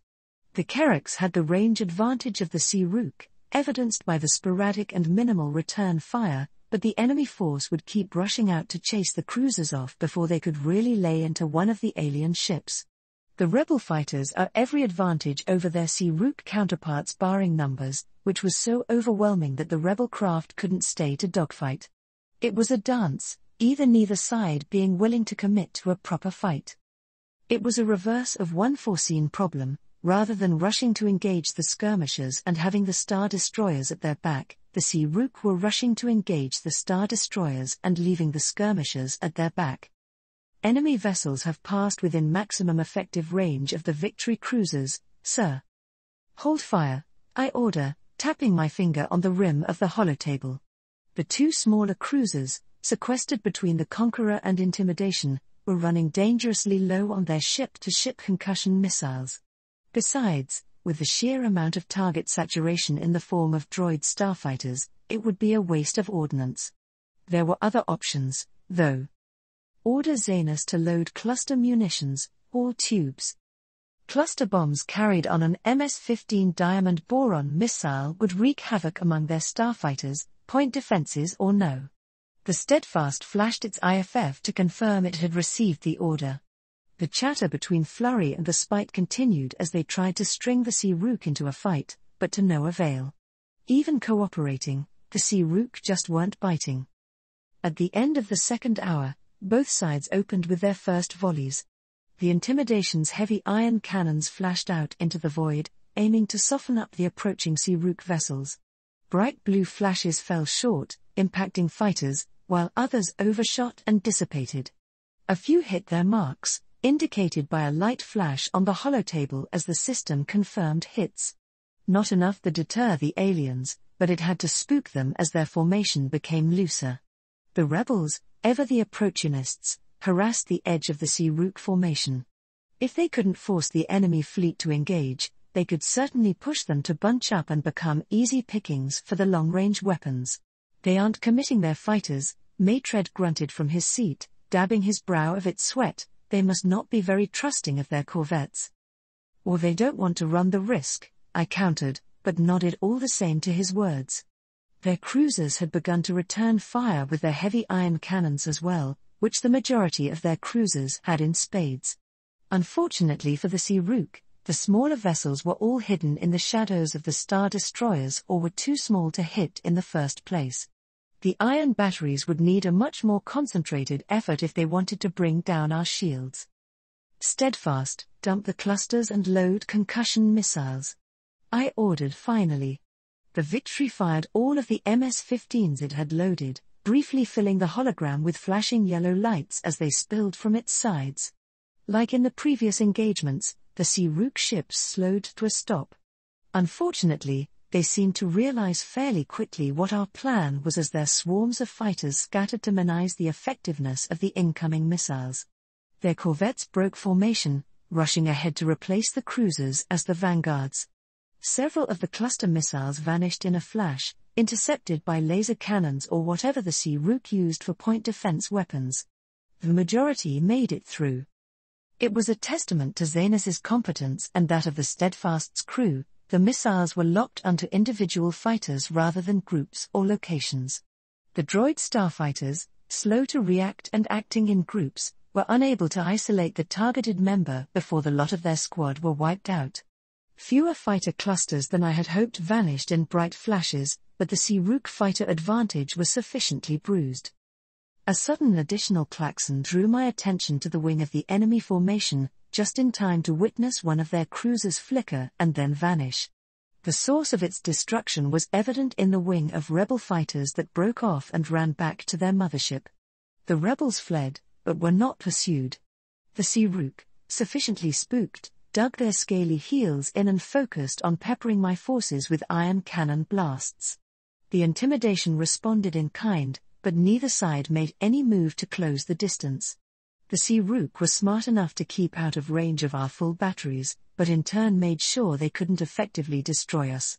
These Sea-Rook fight their wars like Nemoidians, Matred muttered, sitting back and hoping to kill us by old age. That's an insult to the Nemoidians, I joked in turn. They would have at least sent their fighters after us. But no amount of light-hearted jabs kept the annoyance from my voice, the first real engagement I had since Endor and where I didn't need to flee, and this time the enemy couldn't decide if they wanted to fight. I don't take any joy in it, I thought to myself, but come here and fight me, damn it. If the Sea-Rook could hear my silent fury, they did not show it. Their commanding officer maintained distance, paying the skirmishers only enough attention to chase them away. This could all be settled in a single charge, a single glorious rush with turbolasers and cannons blazing like the battles of yore. The longer I sat here, the more foolish this entire plan felt. Why wait? Why let the enemy pick their battles when we could force them into one of ours? I grit my teeth, tapping at the hollow table as I glared balefully, my anger directed at those oddly shaped alien ships.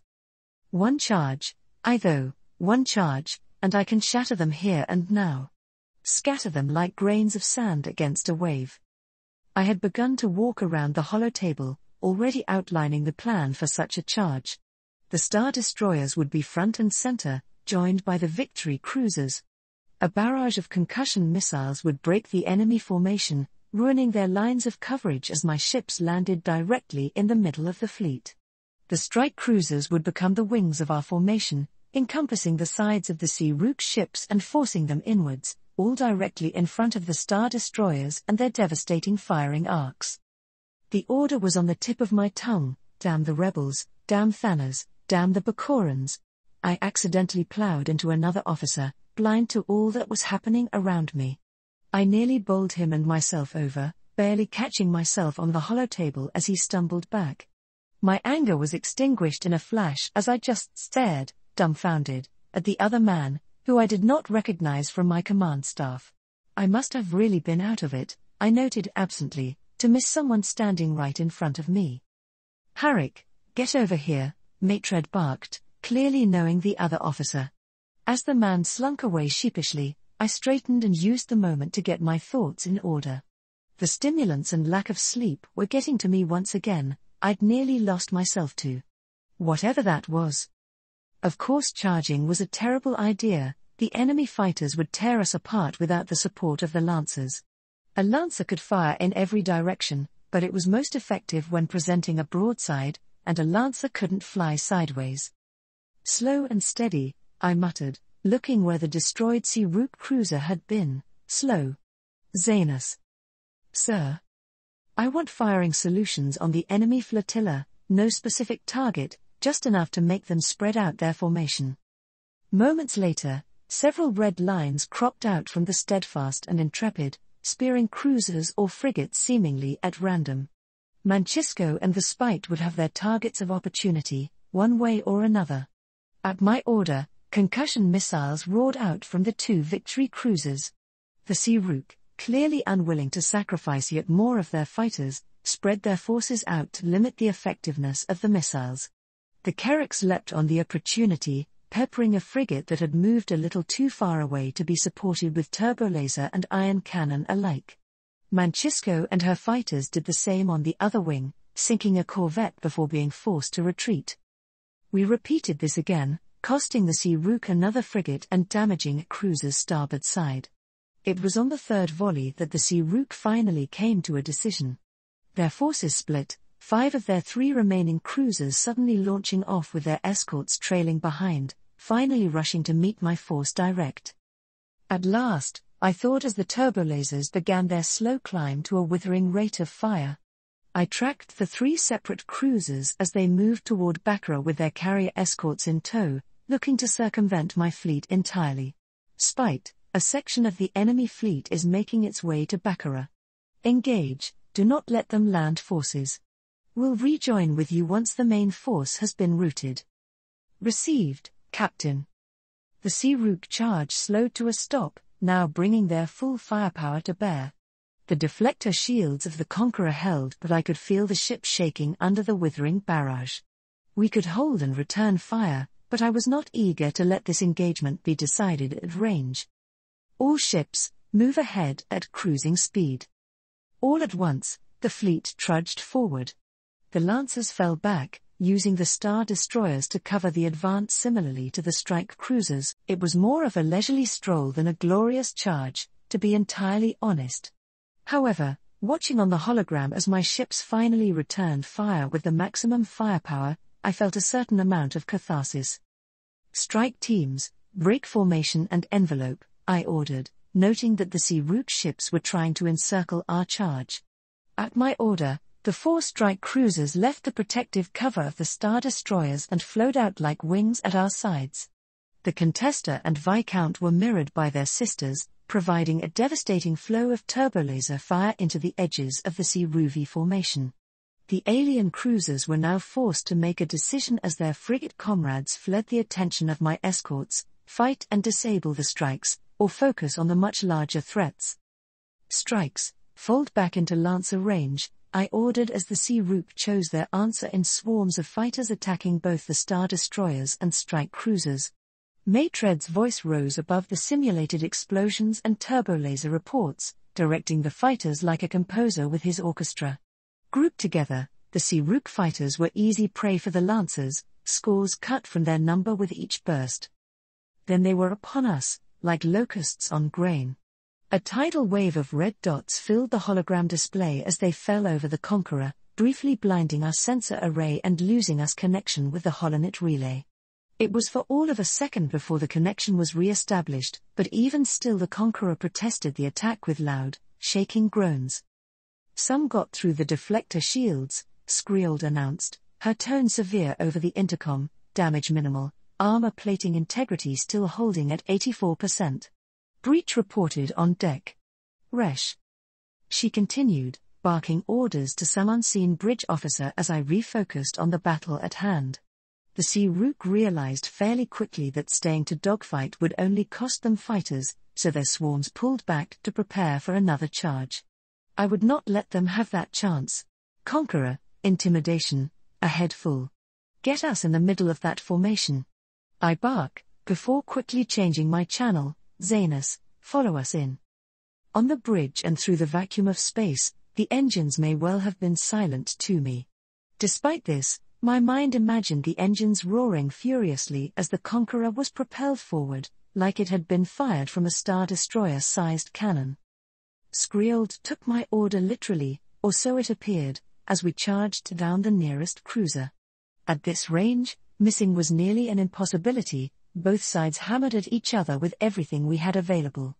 The Sea Rook cruiser, realizing Skriold's plan too late, tried to turn off and evade the Conqueror. It was too slow, too sluggish. The alarm for general brace filled the Conqueror as we careened headlong into the Sea Rook cruiser. The hologram projector couldn't show with enough detail what exactly happened to the smaller ship, but when its projection flickered and vanished, I could safely assume it did not survive the contact. The bridge shook violently, no doubt damaging the Conqueror more than it would otherwise have been, but at the moment I did not care. I wanted to applaud Skriold. The intimidation did not follow her lead, though Miljan clearly sought a glorious kill of his own. With one cruiser destroyed, he rushed his Star Destroyer between 2 more and devastated them with devastating broadsides. Both ships peeled away, but they were damaged now, sluggish and maimed. One of them wandered directly into the Steadfast, which greeted the alien vessel with a barrage of point-blank concussion missiles. With their cruiser protectors engaged, the Sea Rook frigates were forced to contend with the strike cruisers. While outnumbered still, the strike cruisers showcased their superior firepower and discipline, maintaining their paired formations and picking off the smaller frigates one at a time. Deflector shields are offline. Maximize forward firepower. That was the Intrepid, her commander cut off by a static shriek. I winced, opening my mouth to request what had happened when Skriold spoke up. Enemy starfighters overwhelmed the Intrepid, her bridge is lost. I clicked my tongue, tracking the cruiser as it listed heavily, nearly ramming into the Intimidation before her secondary crew retook control and corrected its path. The new command crew did not let the deaths of their former commanders go unpunished, as like the Steadfast they let loose a volley of concussion missiles into another enemy cruiser. There was a flash, one of the Bakuran corvettes vanished from my hologram before the officer had a moment to call out. It was joined by another, the fighters running rampant along outback line. They were just the Bakuran reservists, but each of their losses was a ship that couldn't supplement the Lancers. I turned to Matred, his face grim and drawn as he barked order. He turned to me, briefly. Nothing we can do, our squadrons are too heavily outnumbered. The Sea-Rook are just having them ram us. I grit my teeth now, turning back to the hologram and throwing together another scheme. Overlord, this is Tullius. Pull back your section and cover the retreat of the Bakuran corvettes. Bakuran vessels, move into cover around the Star Destroyers. I, Conqueror, the Lancer captain announced, his tone grim to match. As one, the Lancers turned and moved toward the rear of the fleet. You want us to retreat into the battle? One of the Bakurans demanded, his voice shrill with panic. Those cruisers are far too busy fighting us to worry about you, I retorted, nodding toward Matred as he signaled for my attention. Move, Bakuran. Once I was sure the Bakurans were doing as I ordered, I strode over to Matred. The Conqueror shook as it suffered another volley from the Sea-Rook ships, but I managed to keep my footing. Some didn't, sliding along consoles or chairs as the ship lurched heavily. The inertial dampeners caught up and straightened out the artificial gravity. The reason was revealed soon, Skriold announcing that the deflector shields were failing. The Sea-Rook were punching into the armor, and failing to break it. Was this their plan? I wondered, suicidally rush us? Why bother coming back if they were just going to waste ships? Did their leaders truly think we wouldn't turn around and destroy the ground invasion just as we did the bulk of their forces? I didn't make it far before Captain Manchisco's voice cut across the general babble on the communication channel. Conqueror, the woman sounded unsure, even over the channel, I have a priority communication for you. Governor Narus can find me later, I said, not in any mood to deal with the governor at the moment. No, from my side of the aisle. I blinked, wondering what one of the rebels on the planet wanted from me, now of all times. Skywalker was in the communication channel, though I hadn't heard much from him since the battle broke out. Glancing at the display, I couldn't make out his starfighter in the brawl along the Sea-Rook flank. Patch it through, I allowed, folding my arms behind my back and returning to the holotable. The Conqueror shook again at something impacted with its hull, though a lack of alarm from Skriold told me it was at least low priority. Captain Tullius, a woman's voice reached me, familiar from a short few days ago. Princess Leia, I responded, perhaps you have missed the memo, but I am fighting a war here. I appreciate the severity of the situation, Captain, but I have intel important to your battle. Commander Skywalker has boarded one of the enemy vessels attacking Baccarat. Alone. I blinked, shook my head, then blinked again. I looked at the holo display. I hadn't noticed Skywalker because there were too many fighters. I hadn't noticed Skywalker because he wasn't bloody there. What sort of commander gallavants off from the massive battle? Without saying anything? And this matters to me, because I hissed through clenched teeth, thankful that at least Manchisco hadn't run off on some side objective while we were fighting for our lives. The flurry maintained its distance, supporting its fighters rather than engaging directly with the Sea-Rook. Commander Skywalker identified the vessel as the enemy flagship. I breathed in a sigh, that changed things. I turned my attention to Baccarat itself, having not paid much attention to the battle there.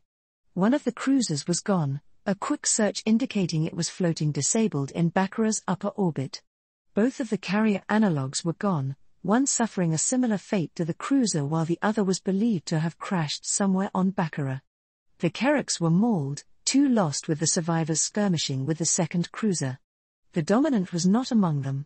The third and final cruiser hung in low orbit, likely as low into Baccarat's atmosphere as it could physically get. It floated ominously, not fighting. "I'll assume that the unengaged ship is their flagship?" I asked, signaling a communications officer. This was an opportunity. "That would be correct, Captain. And I'll assume that you want me to dedicate some forces to ensuring this enemy cruiser does not leave with Commander Skywalker still aboard?" "That would also be correct, Captain." I muted myself and turned to the officer. "Order whatever complement of stormtroopers or marines we still have aboard to main hangar bay. Prepare for boarding actions, heavy resistance." "Sir," the officer saluted me and left, allowing me to unmute myself. "You are in luck, Princess. I happen to have a strike team that can be rerouted to the enemy capital ship." "Thank you, Captain," and she sounded genuine, which surprised me. I was still expecting the knife in the back from these rebels to come at any moment, but Mancisco was still fighting and Organa sounded almost cordial. Of course, my mind still needled at me about her comments regarding my potential lack of competence. Well, she is certainly free to try these alien bastards herself, if she feels so inclined. With that, I ended the call and returned my attention to Maitred. The portly man was a little flushed, exhaustion and annoyance warring on his face as I approached. "The skiprays are out of physical munitions," he announced without preamble. "What about the torpedoes you looted from the ground attack TIE fighters?" I asked after a moment's consideration. Maitred made a face at the mere mention of those heretical ships, but grudgingly continued. "A lot of them are dumb fire. Few of the remainder were designed to be fired outside of a planetary atmosphere. These Sea-Rook fighters are hardly committing mind-bending maneuvers, Chief," I scoff, turning away. "Use them." "Sir," Maitred grunted as I returned to the holotable. The Bakurans, true to my orders, had retreated into between the Star Destroyers and Victory cruisers, the Lancers making short work of their pursuers. It were as if an exclusion zone permeated around the tiny frigates, their laser cannons making short work of whatever starfighter was foolish enough to get too close. "Contester, break off from your attack and relieve Baccarat. Do not engage the enemy flagship." "If we are engaged?" "Avoid when at all possible, disable if necessary, but remember, there will be friendlies aboard." "Aye, sir." The strikes peeled away, abandoning the cause as they burned at best possible speed toward Baccarat and the smaller battle occurring there.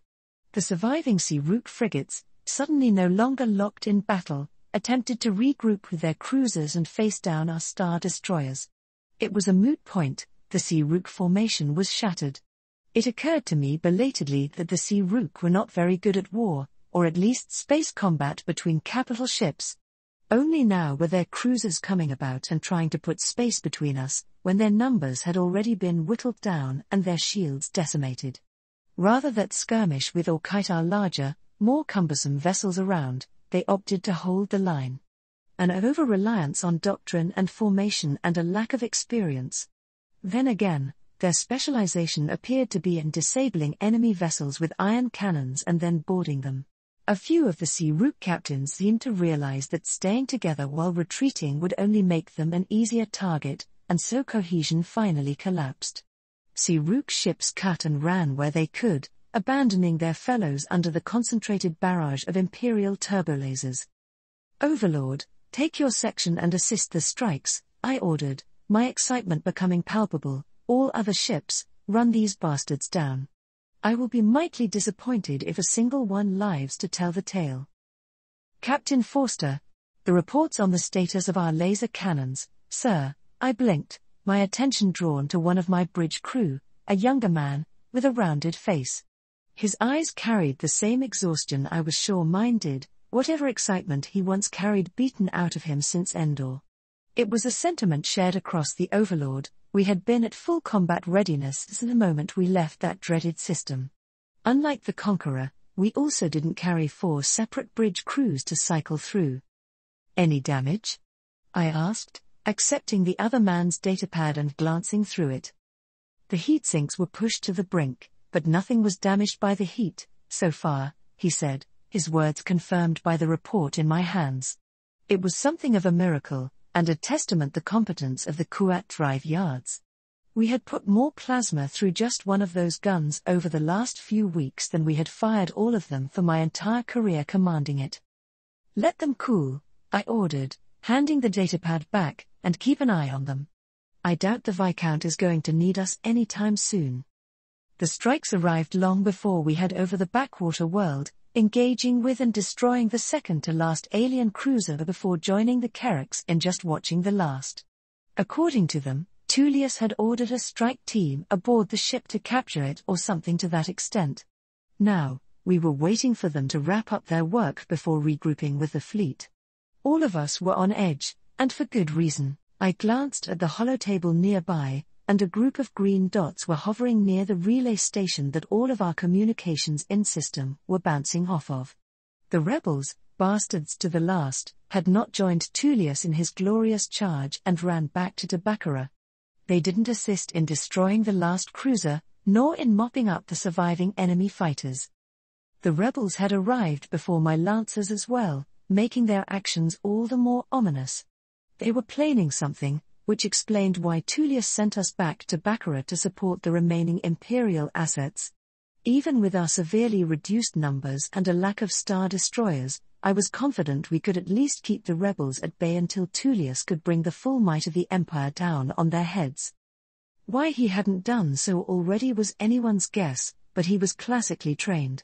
He might be an expatriate, but he earned his rank plaque at Eriadu like every true son of the Outer Rim should. It was not his training I had doubt in, and clearly he was working on a plan I simply wasn't aware of. Overlord, be advised. Strike team has secured VIP, +1. Rebs are sending a transport for pickup, do not engage. I blinked, drawn from my musings. VIP? Who? I had heard the Bakurans talk about some traitor working for the aliens, but not much else about who they were or why they worked for the xenocidal lunatics. Unknown. Tullius wants them gone. Please confirm order. Order received, Viscount, I said with a sigh, before addressing the bridge. Keep our weapons powered up, but do not target the incoming rebel vessel.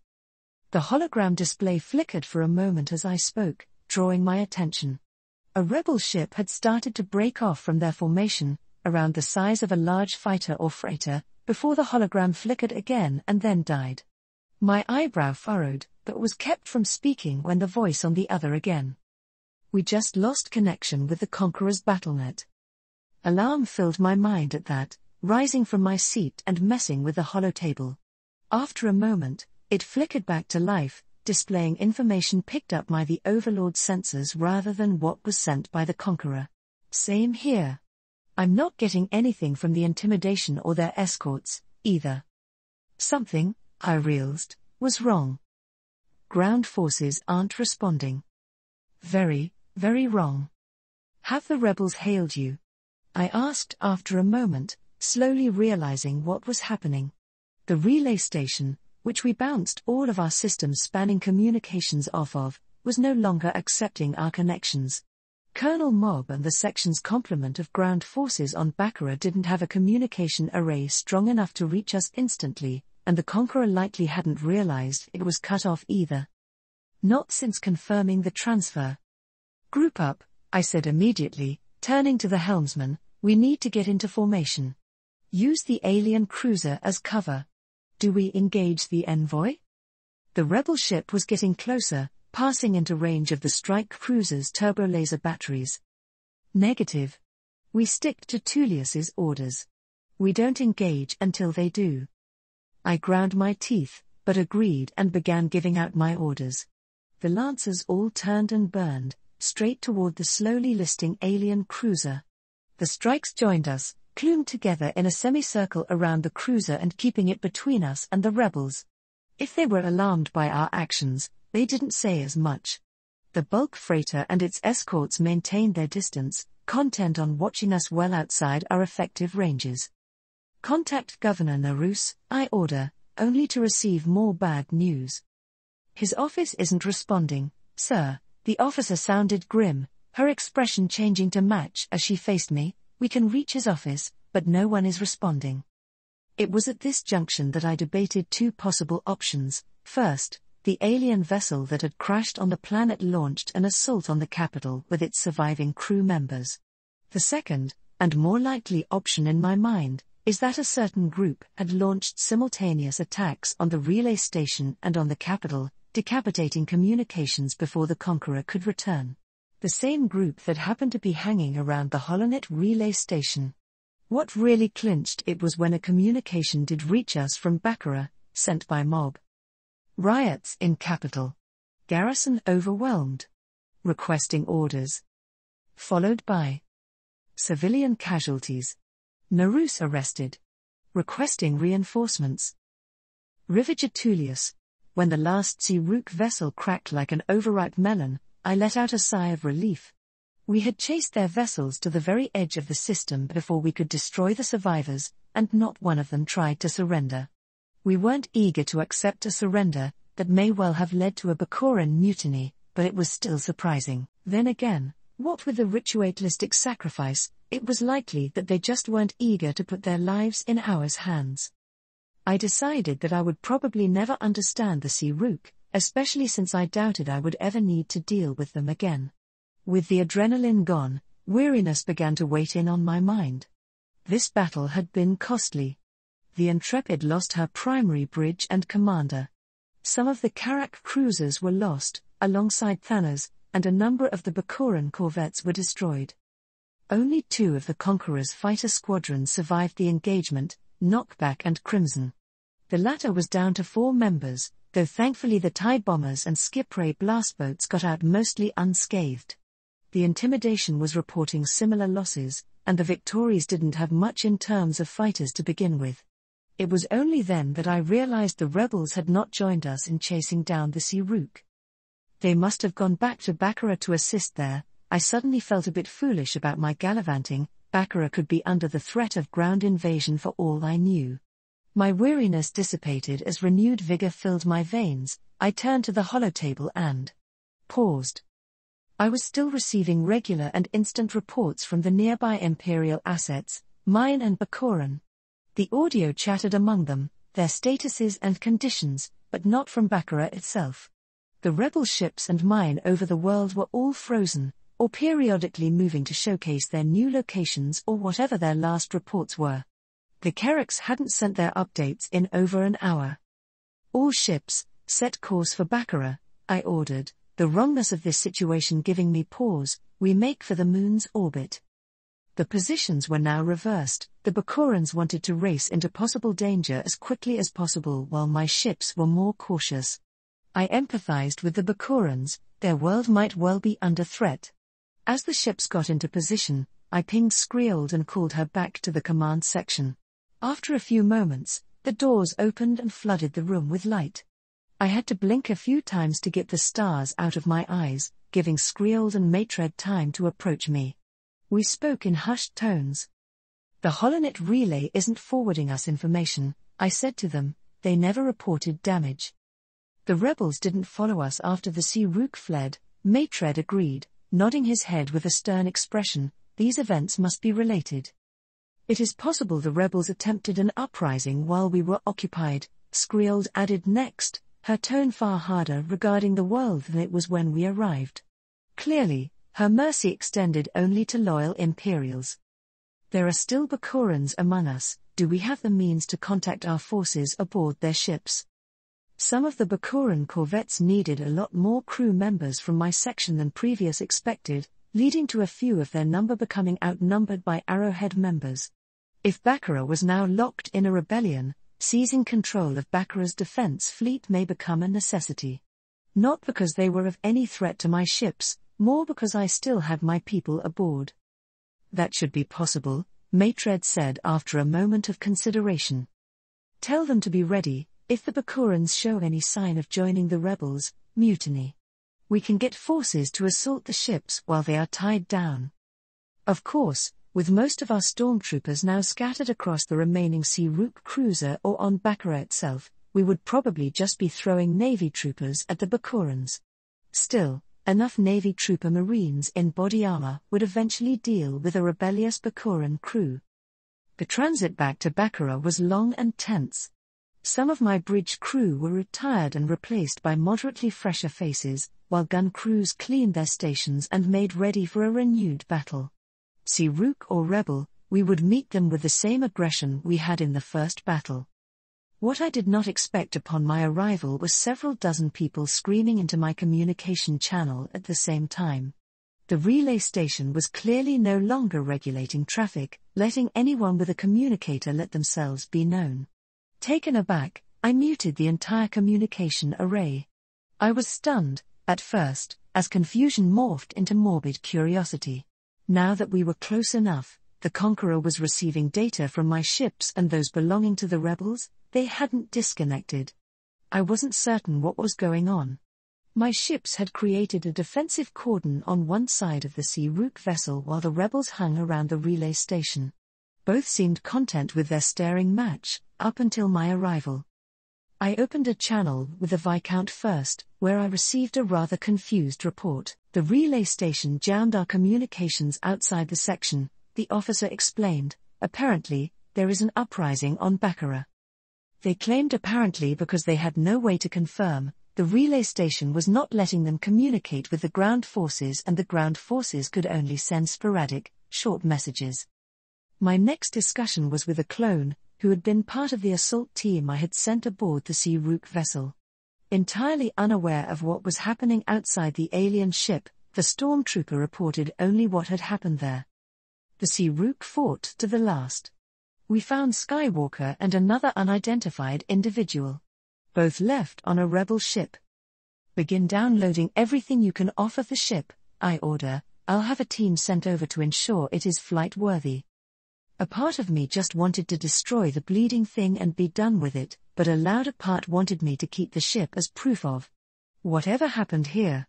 When the Empire inevitably returned to Baccarat, it would be good to have data on the Sea-Rook so a counter-invasion would be that more successful. There's more, Captain. The clone stopped me from ending the call. A second species has been identified in the lower sections of the ship. They appear non-hostile and have surrendered to our forces without incident. Keep them isolated for now, I ordered. We'll deal with them later. However, the next communication request did not come from Narus or Mob, or Thanos, who I had secretly hoped survived this Wale ordeal. The Flurry sent the request, and for my own curiosity, I answered. I was greeted by Skywalker and Manchisco, and both appeared as bemused as I was. I shall admit, I didn't expect to hear from either of you again, I said after a long moment of silence stretched between us. Manchisco pressed her lips together into a line, but did not speak. It was Skywalker who, sounded sheepish, addressed me. Captain Tullius. First, let me thank you for your assistance. I overestimated my abilities in infiltrating the Sea-Rook capital ship alone. Thank the stormtroopers, I deflected. Besides, the wealth of knowledge aboard the ship could be useful for the Empire. However, my team report that you left the ship with someone else, an individual you did not enter with. That would be Dev Sibwara, Captain. Sibwara? I asked, raking my mind for a moment before remembering why that name was familiar. The collaborator? Skywalker winced before nodding his head. Yes. It's somewhat complicated, but suffice it to say that Dev was as much a victim of the Sea-Rook as the Bakurans were. I have neither the means nor the inclination to arrest him, Commander, I said, sensing why he was hesitant to speak on the matter. As far as I'm concerned, he is your problem. Thank you, Captain. Skywalker bowed his head low, his tone thankful. Now, unfortunately, I must turn us towards a more difficult topic. I have heard talk of a rebellion, Commander. Rather than rising to some righteous anger or denying the accusation, Skywalker and Manchisco shared a glance.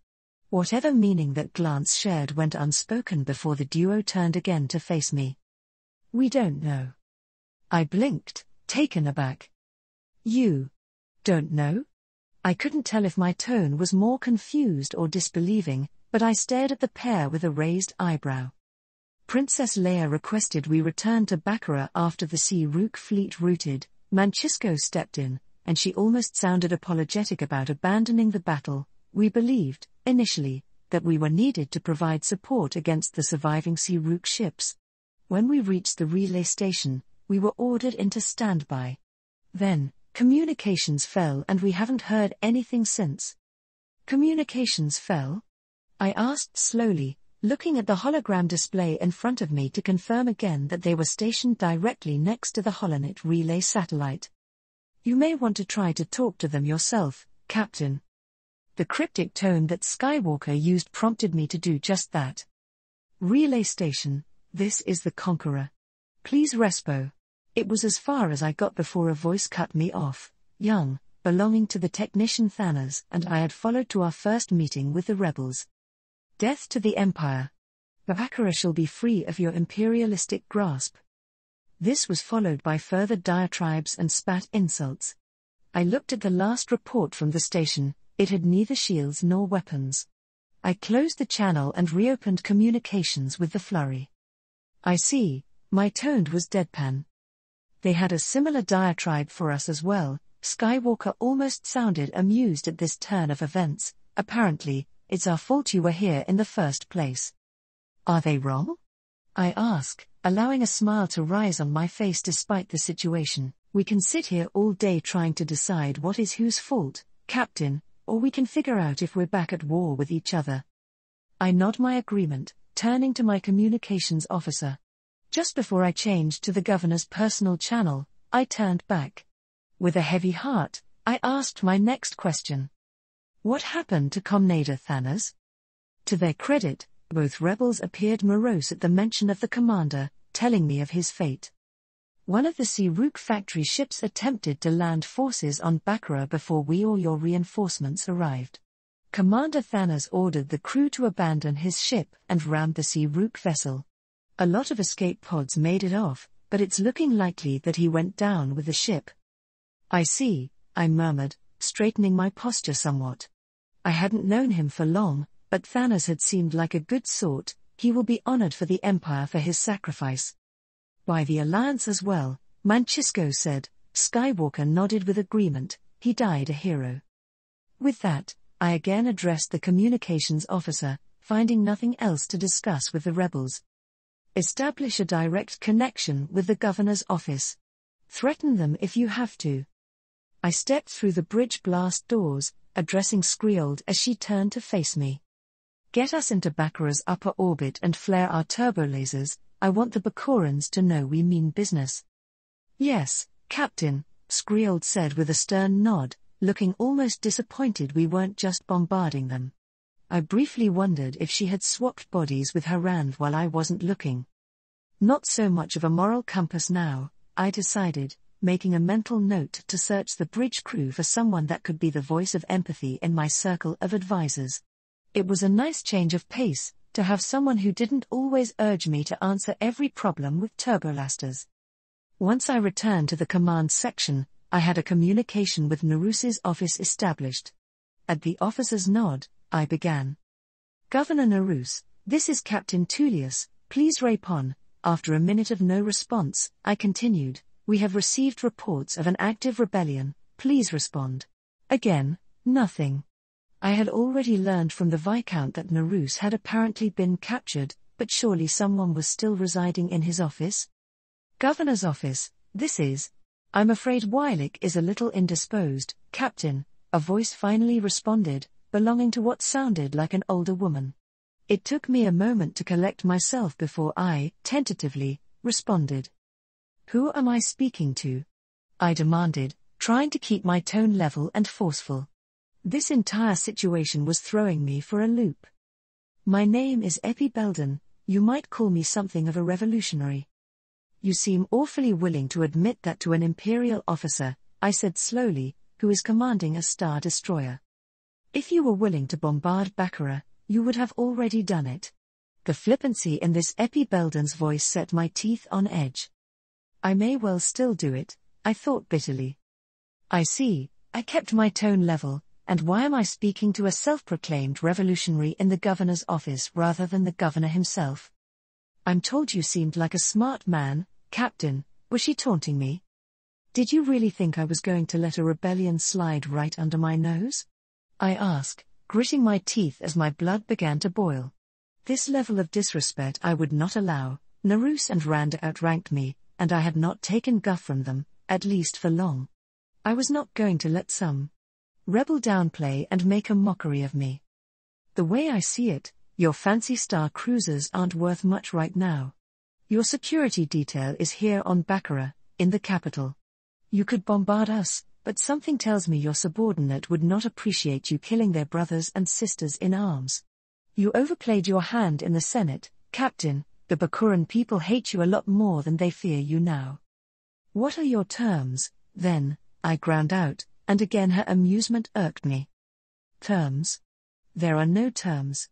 You and your fleet will leave here. We'll turn your men here on Baccarat over to the Rebel Alliance. I'm sure they'll be treated fine. That was the final straw. My men had fought and died for this miserable, backwater world. If my resolve was not strengthened before, it certainly was now. This insolence would not be suffered lightly. I closed the communication and turned to address my crew. I paused, as the stares that were sent my way were not ones of accusation or worry, but those of determination. I never knew what I had done to earn the trust of my crew, but in this moment I planned to reinforce it.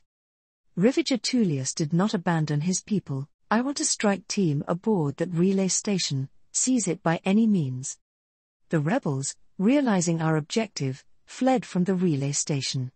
I did not know if their representatives, the princess and her lackeys, were involved in this rebellion, and at the moment I did not care. From my perspective, the war was back on. They were booted from my section's battlenet. Their icons on the holotable flipped back to red, though for now they maintained their distance. It was overkill, as my entire section, including the Bakuran vessels, encircled the relay station. Navy troopers flooded it, and within the hour, the Empire had control of all communications in the Baccarat system. Princess Leia Organa. The aftermath of the Bakuran Revolution was expected, yet despite it I could not help but empathize with their hopelessness. The moment Tullius had control of the relay station, the planet's communications ground to a halt. Short-range communicators or messengers had to send reports to the Bakuran Senate and revolutionary movement.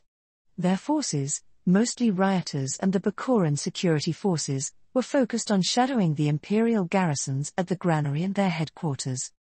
The revolution had been one blunder after another, something I had foreseen though not to the intensity with which it fell apart. While the Imperial garrison under Narus was general soft-handed, being trained mostly for colonial actions, the forces from Tullius were not so restrained. They were Marines and naval soldiers, if they were ever put in a combat situation before it was likely in boarding actions. They hadn't been trained on how to handle protesters or rioters, so when a group of Bakurans stormed the granary, they responded the only way they knew how. Dozens dead, many more injured, and it was only then the reality of revolution settled in the Bakuran mind. Narus, for all his purges and blustering, had been coddling the Bakurans compared to how the Empire usually acted.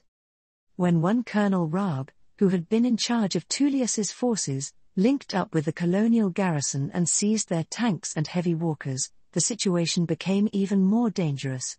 Skirmishes erupted along the northern districts as Raab began to occupy the capital. While they lacked the numbers, Raab's forces were the more disciplined and well-armed force. It was a strange situation I found myself in, relegated to the observer like Narus himself as the Bakurans grappled with the realization that they had angered the wrong sort of Imperial. Tullius had made claims about saving his people and protecting Imperials, but I recognized that it was an abused ego at play rather than any dedication to his subordinates. A bruised ego that had a star destroyer and small army of soldiers made the situation a lot more dangerous to navigate. I had envisioned a quiet rebellion, one to overthrow Narus once Tullius had already left. Then again, what did I know? I only represented the Alliance to restore the Republic, which had been fighting the Empire near onto 20 years now. Annoyance aside, When Tullius reopened communication and the Bacoran Senate refused to let Epi Belden talk to him again, I stepped forward to negotiate. "Captain Tullius," I greeted him, keeping my voice respectful, "allow me to extend my thanks for saving Commander Skywalker." Tullius's face was still stony, as it had been at the Bacoran Senate, but now there was a lingering anger hidden just beneath the surface. How his eyes narrowed, or his lips curled down into a frown, the slightest twitches in his face as he fought down a sneer. When he spoke, his tone was as frosty as Hoth. "You have a strange way of showing your thanks, Princess. My men laid down their lives for this world, only for me to be informed that some of them are to be detained. A rash decision made out of revolutionary fervor, Captain," I explained. "Of course, your subordinates will be free to go." Some grumbling came from the present representatives, but they mostly remained silent. That is a good first step, but unfortunately I am not feeling especially merciful. First and foremost, any Imperial citizens still on Baccara will be allowed to leave. I will not consign them to whatever fate you have planned for Loyalists, Princess. Additionally, I shall be seizing the goods in the granary my men occupied, less than was promised by Narus, but I have no interest in staying here any longer. My section will also be seizing the Bacoran defense fleet. As a sign of good faith, the Bacoran crews will be allowed to remain. Each demand earned the captain more anger from the Bacoran senators and revolutionaries, but it was his last that sent them into a rage. "Governor Narus shall also be surrendered to me." Unacceptable. An outrage. Out of the question. Epi sounded furious at the notion, her arms crossed from where she sat next to Gariel. It was a sentiment shared by the entirety of the Bacorans present. All of them wanted to see Narus tried for his actions as governor. Despite this all, Narus had a sure smile on his face, because he had realized the same thing I had. This was not a negotiation. Tullius was informing us what would happen next, and his guarantee came from the Star Destroyers and Colonel Raab. I took in a deep breath and sighed, planning out exactly what I would need to say to keep the Bacorans from throwing themselves on Imperial blasters. Captain Rivager Tullius. For all the Bacoran bluster, the aftermath was tame. They blustered, they threatened, then they tried to negotiate, but the princess and I attempted to keep things cordial. The Alliance were far more aware of the situation than the Bacorans, and seemed to realize my demands were perfectly reasonable. That, or the Star Destroyers convinced them. I didn't much care what gave me results, so long as I had them. The Bacorans in the defense fleet were much more pleasant to deal with, such were the bonds formed in brutal combat. They surrendered their ships without a fight, many being conscripts eager to go home to their families. The newly added ships were a nice bonus, and were a balm to my lingering annoyance. "Governor Narus has been brought aboard, sir," Skriold told me as I looked over a report on my datapad. "Lock him in one of the officers' quarters," I ordered. "I'll deal with him later." I could hardly blame Narus for the Sea-Rook invasion or the situation that followed, but I disliked dealing with him since the moment I arrived in the Baccara system. I disliked everything and everyone involved with this situation, and wanted to be as far away from it as possible. "Helm, the moment all ships are resupplied and ready to move, plot us a course out of this damned system. Next stop, Galantos." After a moment, I let out a sigh. It is one laden with exhaustion rather than anger. Hopefully it doesn't take more than a month. Capital ships. Conqueror, Imperial I-Class Star Destroyer, Captain Rivager Tullius, Lieutenant Ashka Skriold, Commander Rius Harand, Chief Wyattru Matred, Commander Sienna Ree, and Colonel Raab. Intimidation, Imperial I-Class Star Destroyer, Lieutenant Miljan. Cruisers. Intrepid, Victory I-Class Star Destroyer, Lieutenant. Dead. Steadfast, Victory I-Class Star Destroyer, Lieutenant Zanus. Viscount, Strike Class Medium Cruiser. Contester, Strike Class Medium Cruiser. Strike Class Medium Cruiser. Strike Class Medium Cruiser. Frigates. Spite, Karak Class Light Cruiser. Karak Class Light Cruiser. Karak Class Light Cruiser. Karak Class Light Cruiser. Destroyed, Karak Class Light Cruiser. Dominant, destroyed, Karak-class light cruiser, Commander Ptathanas, dead. Corvettes. Overlord, Lancer-class frigate, Captain Forster. Lancer-class frigate. Lancer-class frigate. Lancer-class frigate. DP-20 frigate. Marauder-class corvette. Baccarat 2, IR-3F class light frigate. Baccarat V, IR-3F class light frigate. Chapter 6, Galanto's Eye. This is a mutiny. I was certain of this fact, as certain as I was the sun would rise in the morning and set again at night. Instead of calming me, this certainty only made my panic deepen, though I fought to keep it down and out of my face. Seated across from me were Maitred, Skriold, and the Conqueror's chief medical officer, all with expressions of grim determination. If they saw my worry, they did not show it. I ran through the last few days in my head, trying to find any sign of them planning this, any indication that they had decided to turn on me. I found nothing, at least nothing I could recognize, and my worry only deepened. Several officers have brought forward concerns about your actions over the past few days, Captain, the medical officer began, her tone as grim as her expression and doing little to allay my fears. I shifted slightly to let loose some nervous energy, the groan of my leather holster reminding me of the weight at my hip. A service pistol, one that had never been fired in anger. While I was far from the most skilled gunslinger aboard the Conqueror, I was confident I could outdraw Maitred or Dr. Annis in a pinch. Skriold was another matter entirely. After a heartbeat passed, I realized how morbid that line of thinking was. What's more, there wasn't a chance of me getting out of this room with my life, if other members of their little conspiracy realized I had gotten the better of their chosen representatives. With little else I could do, I remained silent and listened. The fault lies with me. I have not been keeping track of the crew's health as well as I should have. That being said, several concerning events have been brought to my attention that have led me to believe that you are intentionally putting your health at risk.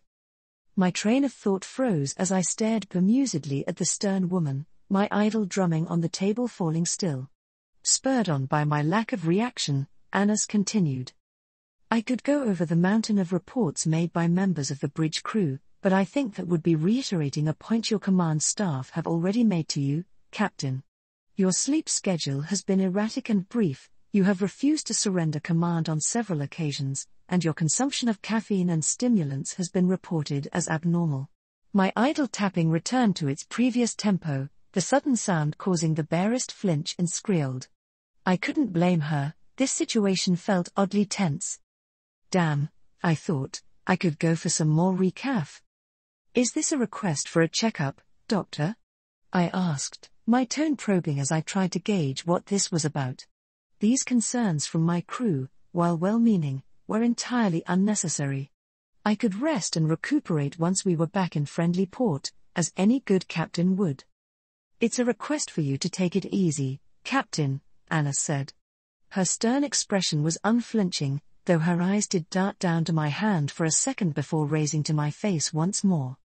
Noted, I lied, for that was all I had to say on that matter.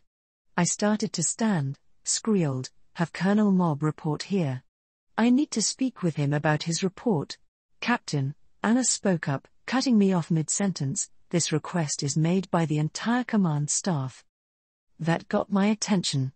It was one thing for the medical officer to give me orders, but for my entire staff? I needed to tread carefully here, a single misstep could see my traipsing into a minefield. I retook my seat, turning my gaze from Annis to Skriold and Maitred. Their presence here suddenly made much more sense, they were the muscle to Annis's unreasonable demands, representing the interests of my staff. When I didn't immediately respond, Annis continued once more. Your consumption of caffeine has been noted as abnormal, which for a combat bridge crew is a concerning feat. Pair this with the amount of combat stimulants you have consumed since Endor and your sleep schedule, and it is a wonder that you haven't had a heart attack yet. I sniffed, more than a little embarrassed at that announcement. It wasn't as if I were unaware of that possibility, but I knew my limits. Colonel Yularin stayed awake for a month during the Ringo Vinder campaign, subsisting on combat stims. I countered, sounding petulant even to my ears. Colonel Yularan also died. Not to the stimulants, I again replied petulantly, the drumming on the conference table growing a bit quicker with my agitation. Captain, I am running out of ways to say this. You are, for all intents and purposes, the acting flag officer of the fleet. If you were to become indisposed or, heavens forbid, die, then the fleet would be left largely leaderless. This request is made in the strongest possible terms from myself and your command staff. Skriol shifted, her discomfort becoming increasingly evident. Maitred continued to stare ahead, unflinching as Annis laid out their demands. I licked my lips, attempting to fight the accursed dryness while formulating some response that did not see this discussion ending poorly for me. It was similar to what had happened before Baccarat, now that I considered it. That felt like a lifetime ago. Perhaps that was my subconscious reason for not wanting to leave the bridge. Perhaps I was expecting to wake up to yet another battle I would have little time to prepare for, tactically or mentally. Captain Tullius, we are unlikely to face any problems before we reach Galantos. Skriol finally spoke up, her voice betraying little of the concern writ upon her face, but should we be engaged, would it not be better for you to be rested and cognizant? I bit the inside of my cheek and let the silence drag on for some minutes longer. At last, I let out a low sigh through my nose, far from the exhalation that I would have preferred to give. Very well, I allow slowly, my tone grudging though I kept myself from saying it through clenched teeth. It wasn't as if I were in any position to refuse, in any case. I could only help I would still be in command in at least name by the time we arrived in the Corps. I shall rest for these next few days. Maitred did not react outwardly to my surrender, though Skriol's shoulders noticeably drooped with her relief. Annis merely nodded, looking down at the datapad in front of her. Thank you, Captain. I will message you about a checkup later today. With that, the trio waited for me to dismiss them. A consolation, pretending that I was still in command. With a wave of my hand, the trio left for their duties. I was left to figure out what I would do for the next few weeks. Lieutenant Ashka Skriol, Captain Tullius swept from the bridge with all the dignity that could be expected, given the situation. A part of me was shamefaced, as I knew that anger was directed toward me and the rest of the command staff. That being said, I also knew that we were right. Tullius was pushing himself toward an early grave if he kept on as he was. The precedent set by Yularan or not, he had been sourcing and consuming combat stims at a rate far above the recommended dosages. Still, loyalty warred within me, and I turned that conflict outward as I spoke to Wyattru. I took a moment to scan the area around us, making sure to lower my voice. Captain Tullius appears unhappy, I commented lightly once the elevator doors hissed shut. The flight chief turned to face me, his expression thunderous as he spoke.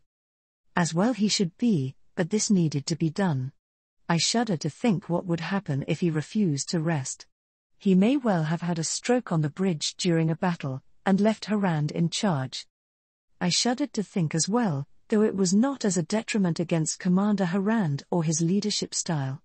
Harand was perfectly competent when commanding the fleet in Tullius's absence, but the man commanded neither the respect of the fleet nor the confidence of Tullius himself.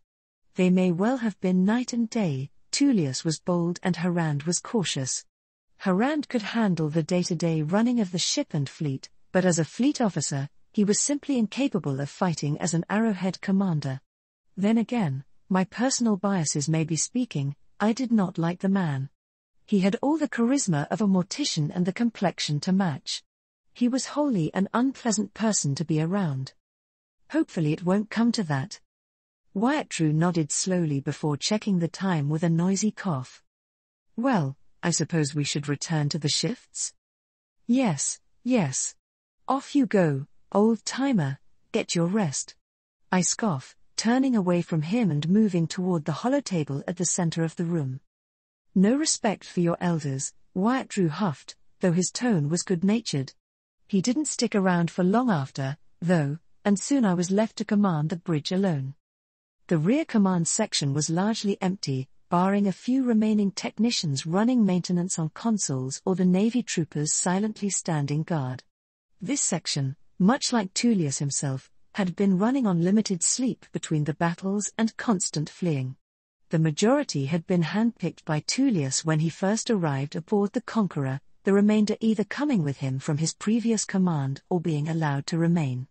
Outside of combat, and when Tullius wasn't actively commanding the section, the command was moved back to the forward bridge, where I could oversee the crew while still giving orders. Finding nothing of note here, I turned and walked through the open blast door to the main bridge. The dull hum of conversation was louder here, though not enough so to warrant any disciplinary action. Many of the crew members here were part of the third shift, with some second shifts represented as well. The first shift made up the majority of the combat bridge crew, and like the rear bridge crew, they had been sent to rest and recuperate. After 2 back-to-back battles, they needed the rest. I strode up next to an officer who leaned over the command pit and gave orders to one of the technicians below. He turned at my approach and, upon realizing who I was, saluted sharply. "Lieutenant," he said, his tone gruff. "Anything to report?" I asked, glancing down into the pit and watching the technician return to his station. "Nothing. Our condition is green. Or as green as we could be, in any case." Though that went without saying, the Conqueror had seen better days, and the constant battles were not helping. The hyperdrive and sunlight engines had been running hot nearly constantly. With the revelation of potential sabotage weighing heavily on everyone's mind, there was a pervasive worry about whether or when the engines would give out. It was with distaste that I shuddered thinking about Harand, but the shiver that rose through my spine now was one of fear. We were well into the Bacanth Reach, making small jumps from system to system. Out here, there would be little help if your hyperdrive were to quit on the minor, underexplored hyperlanes. Reverting to real space in 30 minutes, the intercom came to life with the dull voice of our navigator, warning of our imminent arrival at the latest planet in our trek. Panatha, a minor world in a minor sector. "I will be retaking the con," I say to the officer. "Lieutenant Scriold has the con," the officer announced, louder this time to the bridge. He nodded to me before retreating to his station and leaving the bridge in my hands. I began my slow trek up to the front of the bridge, watching for any problems in the command pits flanking me as I went. When I reached the transparasteel viewscreens, my eyes were briefly dragged to the swirling tunnel of hyperspace that surrounded us. It was a miasma of blues and bright whites, as mesmerizing as it was painful to look at. The whisper of old spacer tales was dredged up from the back of my mind, of captains driven mad from looking beyond this pocket of real space for too long. The wrongness of it clawed at my mind, and soon I was forced to avert my eyes. The pressure on my mind vanished as I instead observed the armored bulk of the Conqueror. It was a sight I was already familiarizing myself with, though the damage stung my pride. A blackened scorch slashed its way from the bow to about midship, a vicious scar courtesy of a sea rook volley. The damage was largely superficial, but it was a sign that the deflector shields had been overwhelmed. The Sea Rook over-reliance on ion cannons had proven useful, even if their turbolasers couldn't crack the Conqueror's hull. My eyes drifted from that damage to the port side, again, close to the bow. The point of the Star Destroyer had been bent inward, courtesy of my ramming maneuver in the opening of our charge. The sight of the enemy cruiser crumpling against the mass of my ship was glorious indeed, the scar of that damage evident in how the armor plating bent. It would be repaired, like the rest of the damage, but it fulfilled an old dream every commander of a Star Destroyer had, to ram something. My mirth faded as I walked counterclockwise along the bridge, as my eyes were inevitably drawn to the portside pair of heavy iron cannons. The rest were hidden, either along the broadsides or closer to the bow, but those two were a reminder of how crippled we were. The barrels of their neighboring turbolasers were black, pointed forward, and ready to be used again. On the other hand, the iron cannons had been forced to face stern and locked in place so as not to get in the way of the turbolasers. My announcement was great in that regard, but Tullius had taken the sabotage in stride, so I would as well. The next half hour passed slowly, but eventually, we reached the edge of the Panatha system. Sensors, run and scan the system. Navigation, chart us a course to the egress point at the best possible speed. I ordered as I walked around one command pit and toward the navigation officer. Based on the most recent intel as of 2 years ago, Panatha had only a minor spaceport owned and run by one mining guild subsidiary or another. The system was minor enough to not be worth caring about by the guild itself, with barely a few lines about what the world had for its export market. I glanced toward the open blast door as I passed, my eyes finding the holotable at the center of the room. It had flickered back to life now that we were out of hyperspace, showcasing the fleet as they re-entered real space. The ships were in a tightly packed line, meant to minimize the amount we could drift in the thin hyperlane. At the rear, the bulbous Sea-Rook ship trundled after the rest of the fleet, its strange bulk alien amidst the angular Imperial ships. My arrival at the navigation console coincided with the map of the system being uploaded to the screen. One mid-sized star, alongside 4 planets of variable size, the second being inhabited. Keep the section in formation, I ordered, no point in trying to. Sensor contacts. 2 cruisers plus 3 unidentified vessels, all in orbit of Panatha 2. The words were shouted from the console array on the opposite side of the bridge, so I hurried over without running. True to the officer's words, 2 enemy ships vaguely recognizable as rebel cruisers were identified as orbiting the mining world. Several strange blobs followed in their wake, the sensor array not yet able to make out their exact shapes or sizes. More rebels, I thought bitterly, what hole do they keep crawling out of? It is likely they are here for whatever resources the local mining guilds have. I turned my head to shout across the bridge, navigation, avoid the second planet, keep us at a safe distance from the rebels. I turned my eyes back to the sensor readouts. A part of me recoiled at the thought of leaving these rebels alone, but we had wasted enough time on frivolous distractions. There was no telling if more rebel ships were prowling around. The rebel vessels did not attempt to engage or shadow us beyond keeping their cruisers in front of their wards, now identified as freighters of some sort. How typical of the rebels, to ransack a region before they planned to leave it. A tense few hours crawled by as the second flank skirted the orbit of the third planet while the rebels continued their efforts at the second. Our misshapen convoy was forced to break formation, allowing the heavier star destroyers to take the left flank and protect the rest of the ships with their mass. It was as we crossed the orbit of the fourth planet and were about to dash the egress point that the situation became more difficult. Lieutenant Screoled, we have an incoming communication request from the second planet. There it is. There was a concerning pattern to these things, a pattern that had not existed for the entirety of my service aboard the Conqueror.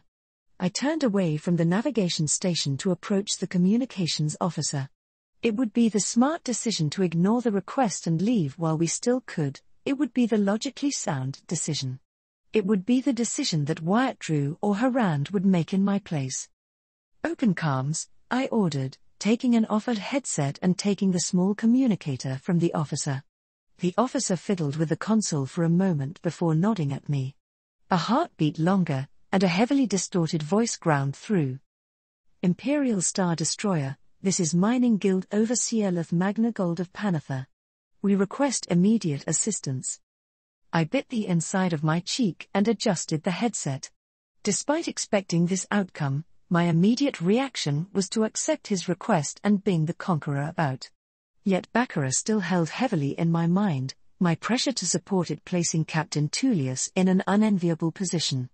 Haste had been my undoing once, I would not allow it such easy purchase if I could not help it. Panatha, this is the Conqueror.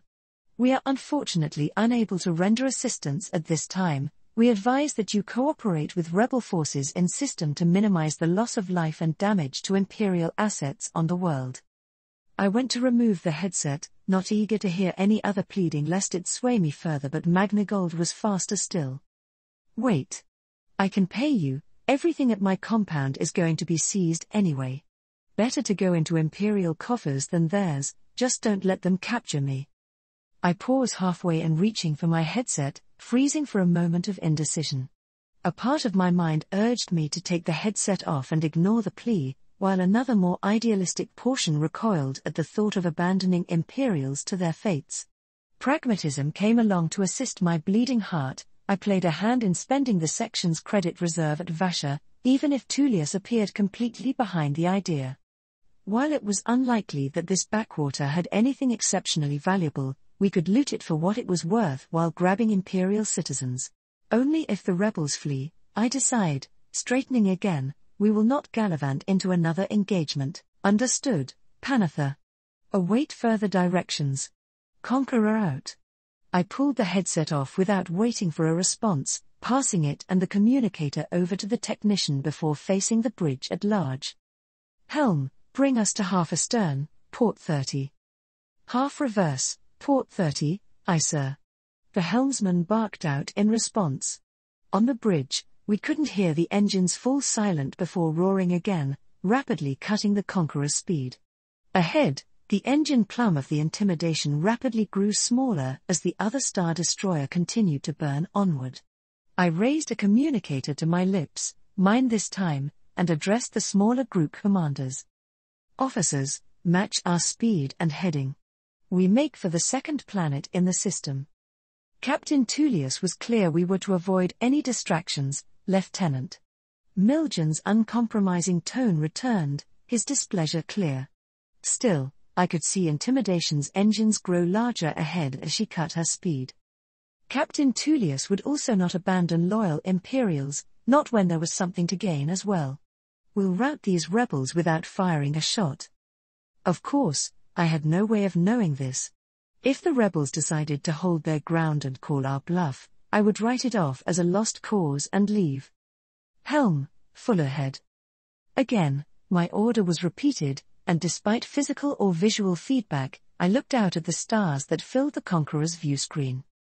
The ships of the second flank squadron lurched ahead, though we were forced to slow time and again as the Lancers and Sea Route cruiser were left behind. Even the Bakurans could match the blistering pace, but the weakness of the old system defense frigates was made clear. By the time that we were close enough that I could make out Panatha II through the transparent steel windows, the rebels had cut their losses and left.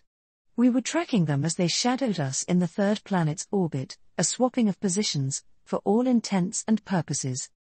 Panatha was largely a jungle world, though signs of large-scale logging were clear on our long-range scopes. Cities had also started to form, mostly around planet-side spaceports, but the source of the plea for help did not come from the planet itself. In its upper orbit, a space station bearing the emblem of the Mining Guild was guarded by a pair of in-system patrol skiffs, with fewer than a couple of laser cannons between them. Still, that they were active showed the threat from the rebels might have been a little exaggerated. Mining Guild Station, this is the Conqueror, I announced to the station, watching it disappear from sight as our helm brought the ship about. The rebels are still in the system. We are here to evacuate you. Do you have wounded? No. Ah. A new voice greeted me, younger and less assured, the Alliance. That is, the rebels, didn't board the station. They were trying to convince the Overseer to turn over the stores to them. I quirked an eyebrow before continuing. Your Overseer's words spoke of urgency. He's not popular on Panatha, the technician's voice took on a conspiratorial tone, elbowed in on a lot of local guilds and threw around the MG's weight. Mom. I see. I was disinterested in the specifics of local politics, pushing the conversation toward more important avenues. Am I to assume he is preparing to transfer his staff over to us? Yes? Was that a question? Yes. I mean, no, it wasn't a question. The Overseer is ready to begin transporting our storage to you now. I deactivated my communicator and turned to the communications officer. Send the Mining Guild workers to the alien cruiser with the rest of the refugees, and move the resources to the storage bays on the Conqueror. Very good, sir. Hours stretched as my orders were followed, though the Overseer made things difficult. Ostensibly, he had made himself dictator of this minor world through the authority of the Mining Guild. Unfortunately, that gave him an inflated ego and the belief that he was far more important and notorious than he was. His fear was well-founded. The local epicanthics likely had no love for him or the Empire by association, but his arrogance made him a troublesome figure on the converted refugee carrier. demands for this or that went unanswered, but it made him unpopular among the Imperial Bakurans.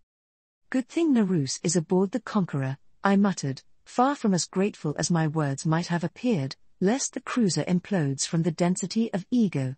We fled from the system with the same haste as I was attempting initially, the rebels following us at a safe distance out of the system. They were not eager for a fight, though the Conqueror had to stand guard to keep them that way, yet, despite being sidetracked and the snide remarks I was receiving from Miljan, I felt good about this. Rescuing Imperial citizens without firing a shot. A smile played on my lips as the Conqueror jumped to lightspeed. "Commander Sienna Ree. Commander Sienna Ree, report to Meeting Room AU-11. Sienna Ree, Meeting Room AU-11. The droll voice of a bridge officer filled the mess hall, giving me pause. The half-eaten bowl of mush in front of me, distinctly unappetizing at the best of times, lay forgotten as I wondered why I was being called away. My gaze moved to my companions, fewer now in number than when I had first joined. Marie had lost the forced positivity she'd showcased in our first meeting or even during the early stages of Baccarat. Her hair was unkempt and her face grim. Her eyes were distant and unfocused as she pushed around the mush in her bowl. The already scarred Crimson Squadron had been gutted nearly to a man. I might have claimed it was my skill alone that kept me and Marie alive during the follow-up battle, but that was too arrogant of an observation. We were lucky, the rest weren't. Only 3 of the pre-battle members remained, myself, Marie, and Commander Homna. While Marie and I had gotten out unscathed, Homna was not so lucky. His fighter had been damaged during the battle and, when retreating to the Conqueror, was hit by a fluty fighter. He crashed in the hangar, which had thankfully been mostly empty. What was unfortunate were the ground support missiles that had been left in the hangar bay, stripped from the TIE fighters Tullius had sourced from the Bakurans. He had burns covering 70% of his body. While Bacta would probably have him back up and running, he was out of the fight for the time being.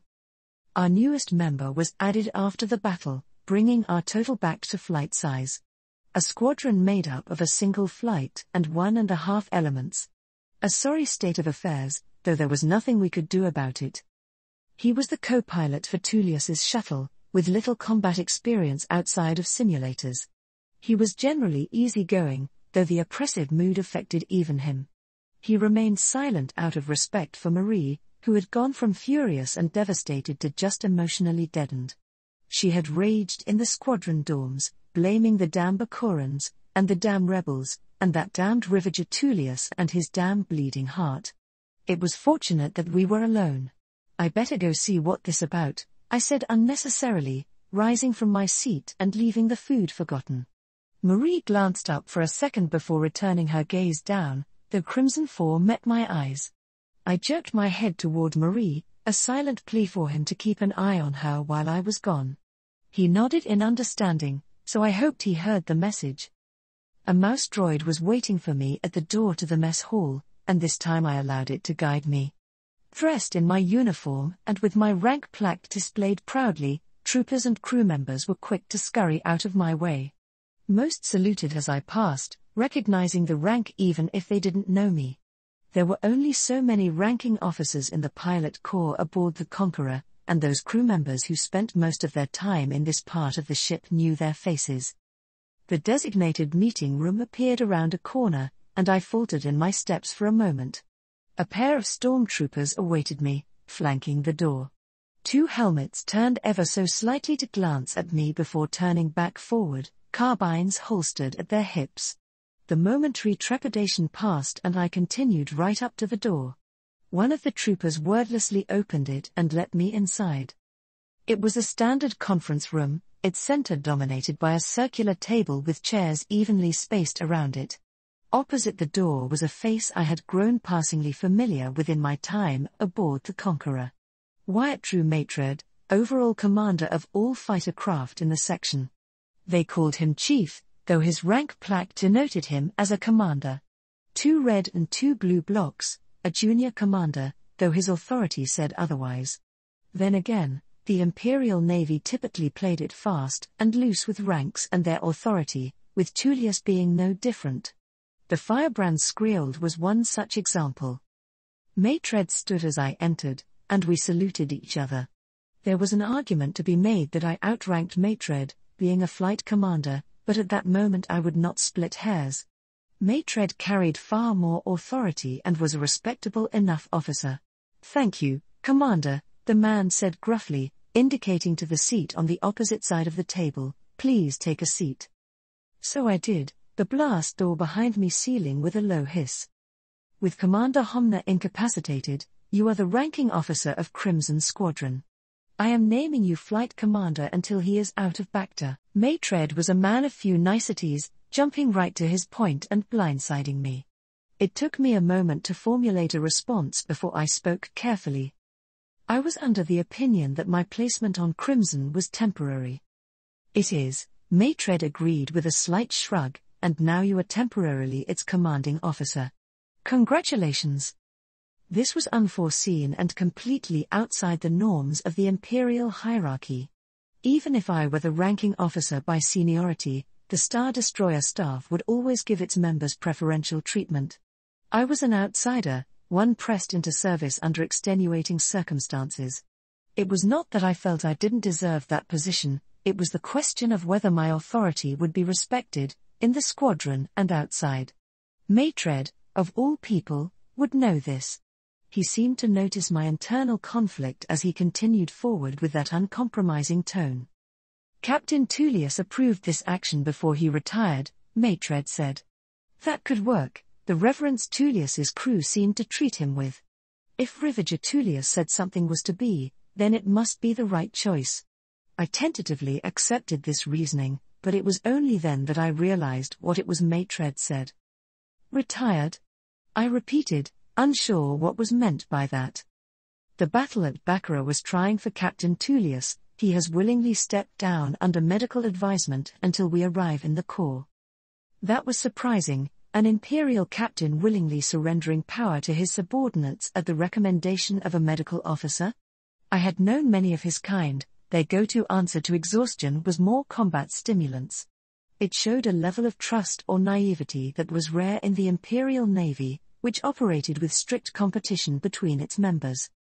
"If there's nothing else, Commander, then I leave you to your duties." Maitred pulled a code cylinder from his tunic, I only just noticed he had two instead of the traditional one, and set it on the table before me.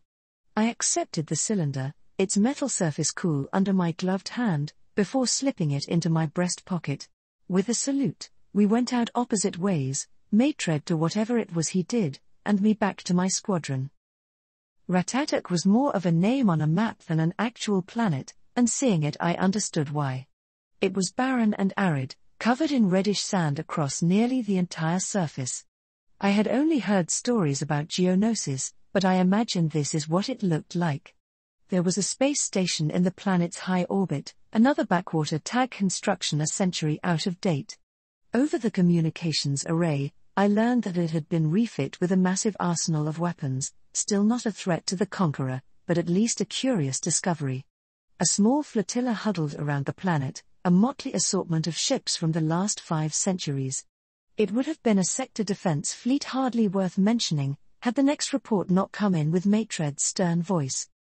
"The locals are hostile. Crimson Squadron, pull back to the rear of the formation and protect the Escapade." The Escapade, the temporary name for the large Sea-Rook cruiser at the back of our convoy. Despite being well armed, it lacked a dedicated combat crew to defend the ship. It lacked much of anything at all, beyond being filled with tons of refugees gathered on our way to the core. It was the softest target, and thus the one a band of pirates would want to target. "Received Conqueror, redeploying," I announced over the communication as I set a waypoint for my squadron. Crimson 2 and Crimson 3, Marie and the shuttle pilot, followed at my wings as we drifted past the fleet.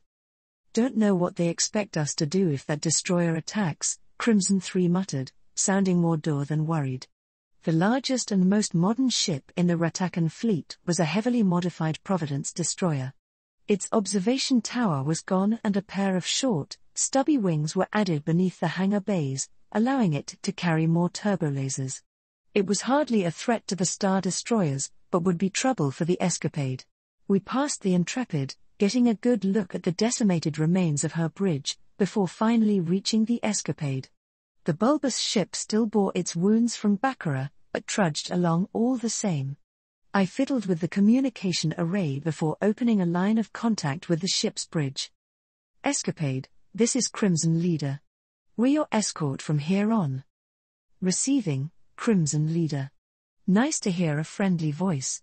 The voice on the other end was oddly modulated, not that the incoming transmission was low quality, rather as if the communicator was not designed to translate spoken basic. It was hard to make out his tone, but it was clear the situation aboard the Sea Route cruiser was not ideal. Problems with the refugees? I asked, suddenly serious as I made Reed to request reinforcements from the Conqueror. Like you wouldn't believe. We have them packed and organized, but a couple dozen Navy troopers can't keep the peace alone. And the complaining, I swear they are just bickering with each other for fun. Here's hoping the captain doesn't collect even more strays, or I'll grey prematurely.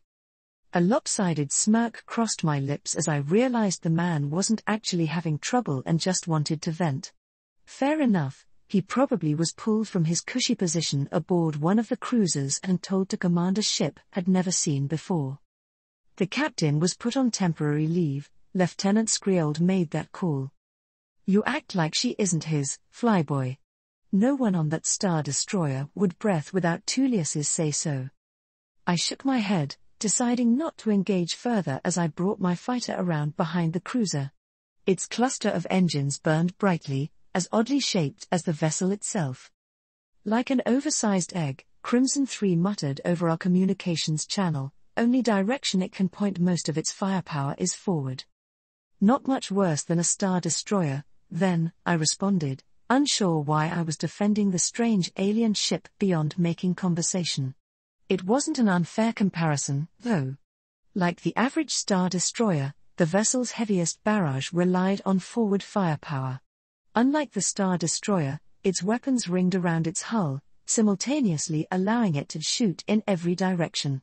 Crimson 3 hummed in response, sounding as if he disagreed but unwilling to vocalize it to his superior.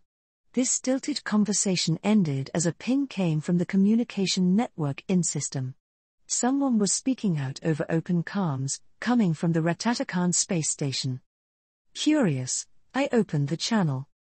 Trespassing on the sovereign territory of the Ventress Empire. Surrender immediately for inspection. I repeat, this is the cruiser Renegade, flagship of the Ratatak fleet. The harsh voice repeated itself, their cheap communicator hissing and screeching. Ventress, I murmured, finding the name familiar though I wasn't sure from where. A separatist commander from the Clone Wars, I think. Wonder how he got out here? She. Ventress is a woman. Marie finally spoke, briefly shocking me as I realized I hadn't heard a word from her since we left the Conqueror. Crimson 3 noticed as well, as he was quick to respond. Bloody hell, she speaks. I was starting to think you died in your cockpit. Bite me, Kerman. Kerman, that was Crimson 3's name. Still, it was nice to hear some amusement in Marie's voice again, for as little time as I had known the woman, seeing her so morose felt wrong.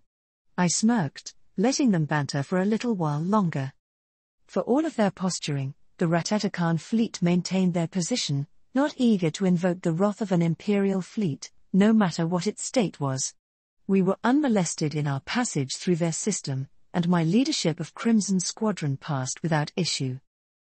Former Governor Wylick Narus. My status within this fleet was in flux, an uncertainty born of failure and betrayal. So sure was I of my position, so certain that I had domesticated those Bakuran savages, that I failed to see that insurrection growing beneath my very nose. Oh, I knew the Bakuran Senate was always scheming against me, and that I was a fool to leave so many potential enemies alive. If the other governors of the galaxy were to see my rulership, they would have been flabbergasted at my soft hand. Easy for them to say, I thought bitterly, when they have Star Destroyers and legions of stormtroopers, and they aren't forgotten on the edge of the known galaxy. But it was a method that worked. It was only my error in leaving Epi Belden alive and my attraction to Gariel Capterson. Without those distractions, Baccara would have been a model planet. Now I had nothing, my worldly possessions left on that blasted world, while I lived at the generosity of Captain Rivager Tullius. I blamed him at first. Captain Tullius had not retaken my world as I expected of him, instead fleeing like a coward at the first sign of trouble. The rebels and insurgents were vastly outnumbered and outgunned by him, yet he gave them my world with little more than a few threats. Of course, with the benefit of introspection and time, I had come to realize the logic in his decisions, even if my more emotional reaction was to froth in anger.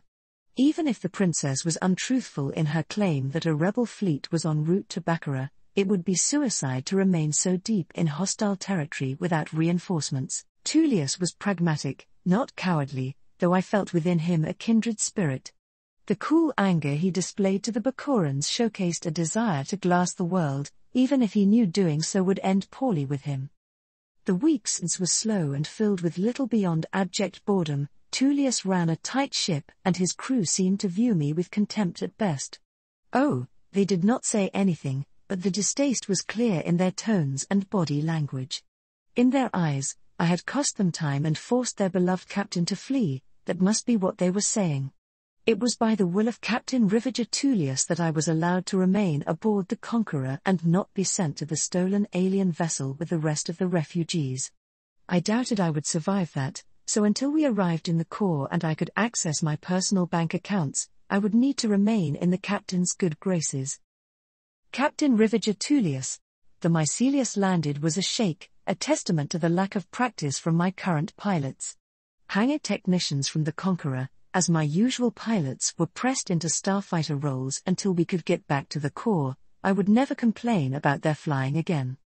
I rose unsteadily before patting down my tunic, followed closely by the quartet of my stormtrooper guards.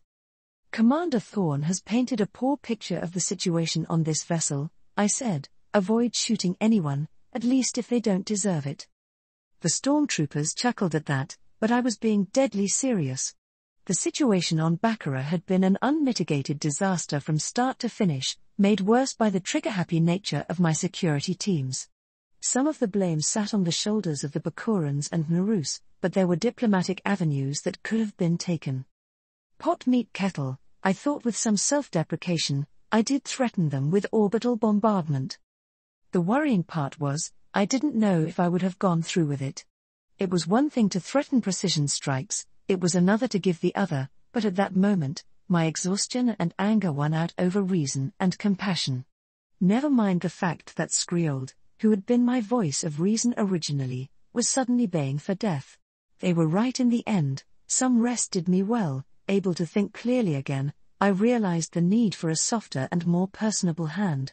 Where better to start than the refugees we had gathered from Baccara? Loyalists and collaborators eager to put distance between Baccara and themselves must feel isolated, and it was my duty to remind them that the Empire looked out for its own. We'll keep that in mind, Captain. One of the stormtroopers spoke, his voice deathly familiar. I blinked and turned to him, his unmarked armor not giving away his allegiance or rank. You're a Fett clone? I asked, vaguely surprised. We had clones aboard my ship, every Imperial vessel did, but not any Fett clones. That lot was a dying breed, either literally or since the Empire started relying on other sources. I wasn't aware any of your lot were in my section. Though I did have the vaguest recollection of speaking to one, when I couldn't remember. The clone hesitated for a moment before responding, his tone cagey. I came from Roth Station, sir. Ah, I thought, now I remember. We'd picked up some 501st from Roth Station, when I was fleeing during that whole fiasco. Quite embarrassing, now that I thought about it. Blast, I realized, the Roth crew is still in the brig. I made a mental note to ask Skriold what came of them, continuing to speak with the clone. You're from the 501st. My awe was genuine, a fact that the clone appeared to notice as he straightened with a proud air around him. The 501st had a reputation as being one of the most effective stormtrooper units in the Empire, having even one of them was something of an honor. I turned my gaze to one of the other troopers, watching the exchange passively. No offense, of course. None taken, Captain, another clone, his tone amused. I blinked and looked from him to the rest. Are you all 501st? At their nods of affirmation, I continued, well, I suppose mine and the commander's fears are unfounded, if it's you I have at my back. Maybe I was laying it on a little thick, but clones were looked down on in the Empire and I did not want to anger the men keeping me safe. The boarding ramp for the Mycelius lowered to the odd deck plates below, finally giving me a view of the escapade's interior. I stepped down the ramp, breathing in the strange-smelling air as I was greeted by the vessel's temporary commander. My eyes drifted around the hangar.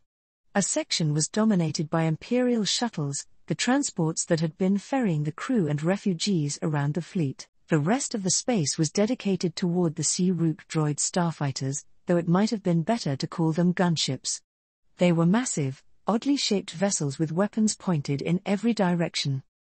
A shorter man with a clean-shaven face, he offered me a salute, which I returned.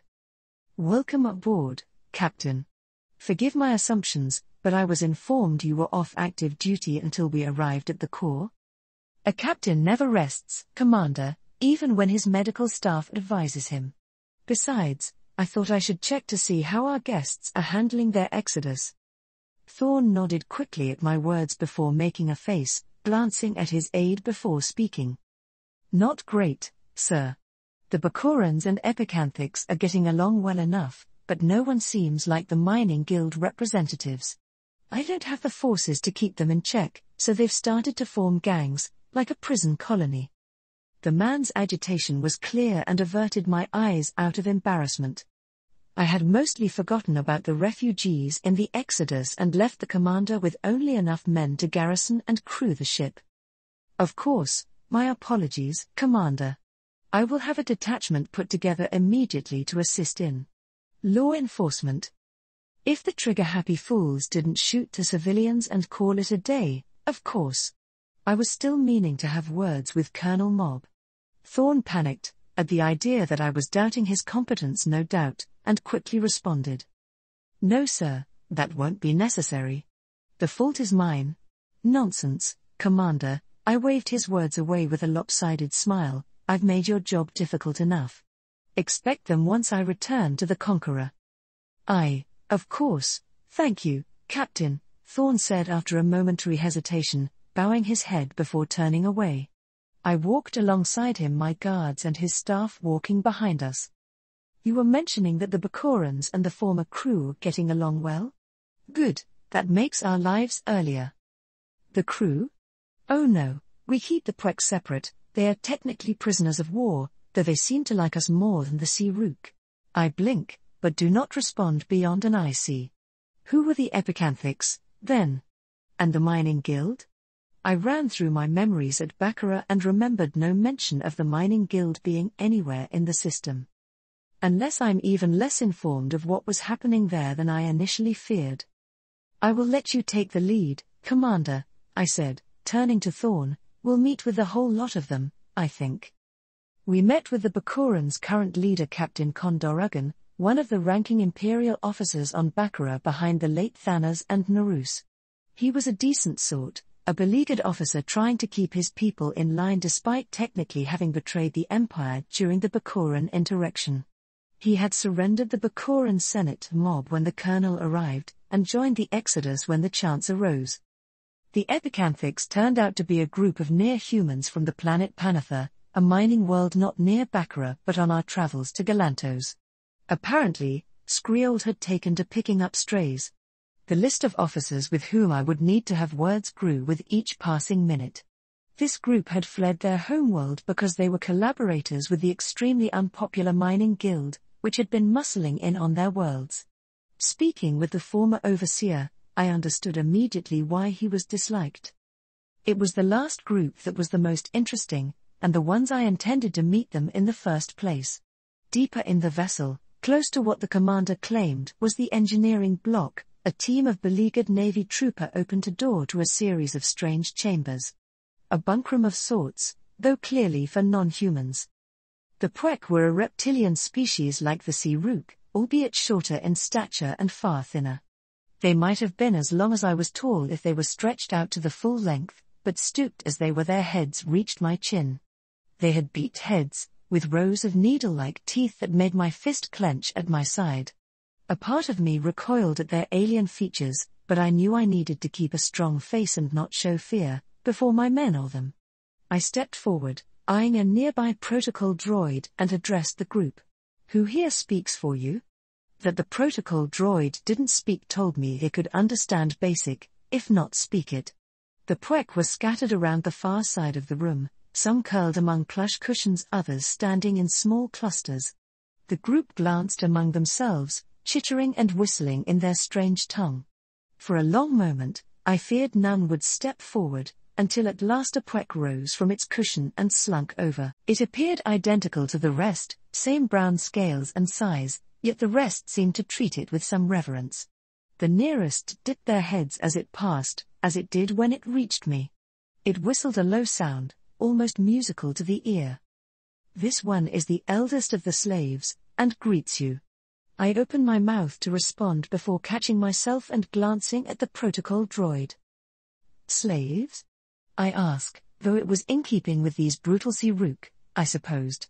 Enslaving a clearly related species was barbarity. "The Pwek species are a subservient species to the Siruk," the protocol droid explained plainly. The Pwek reacted poorly to this statement, the lead one hissing lowly as the rest grew agitated. The sounds of my guards shifting spurred me into action as I thrust a hand forward. "Well, this group at least shall be slaves no more, I should think. My name is Captain Rivager Tullius, at your service." The Pwek looked at me and then my hand, its expression unreadable. The protocol droid whistled out helpfully, no doubt explaining what I was doing to the alien. After a long moment, it reached a hand forward. 3 fingers with long, hooked talons closed around my hand. It was oddly warm, unexpected for a reptile, and deceptively strong for its size. Looking into the unknowable eyes, a thrill of primal fear ran up my spine that I had to fight down. I shook its hand firmly before letting it go. The hand moved behind my back, clenching and unclench as I tried to work off the nervous energy. "This one greets you, Lord Captain." "Just Captain," I chuckled awkwardly, "I'm no lord. Though I would know your name, I'd hate to just call you PPW. Pwek. This one has not yet earned its name, as given by the masters. You are your own masters now, so I think that honor is yours." The Pwek cocked its head at me, a curious movement that might have been endearing were it not for the being doing it. It considered my words for a moment, before responding in its tongue. "This one will consider your words, Lord Captain Tullius." The protocol droid almost sounded like it was choking, pronouncing the name. I merely smiled, turning to the Pwek again and ignoring the continued usage of the title. "As you wish. I did come here for another reason, however." I waved a hand to a nearby outcropping before taking a seat. The Pwek lowered onto its haunches rather than sit next to me, its large tail coiling over its feet. "What can you tell me about the Siruk and their entrenching?" The agitation returned, and the Pwek representative was very eager to speak with me. Before I left, I learned what Thorn was called by the Pwek. Thorny. I felt a bit better about my name. Capital ships. Conqueror, Imperial I-Class Star Destroyer, Captain Rivager Tullius, Lieutenant Ashka Skriold, Commander Rius Harand, Chief Wyatru Matred, Commander Sienna Ree, and Colonel Raab. Intimidation, Imperial I-Class Star Destroyer, Commander Miljan. Escapade, Shriwar, Shri-Class Battlecruiser. Cruisers. Intrepid, Victory I-Class Star Destroyer, Lieutenant. Dead. Steadfast, Victory I-Class Star Destroyer, Captain Zanus. Viscount, Strike-Class Medium Cruiser. Contester, Strike-Class Medium Cruiser. Absolution, Strike-Class Medium Cruiser, Lieutenant Pax. Valor, Strike-Class Medium Cruiser, Commander Titus Kane. Frigates. Spite, Karak-Class Light Cruiser. Loner, Karak-Class Light Cruiser, Lieutenant Lobanik. Karak-Class Light Cruiser. Karak-Class Light Cruiser. Corvettes. Overlord, Lancer-Class Frigate, Captain Forster. Lancer-class frigate. Lancer-class frigate. Lancer-class frigate. DP-20 frigate. Marauder-class corvette. Baccarat II, IR-3F class light frigate. Baccarat V, IR-3F class light frigate.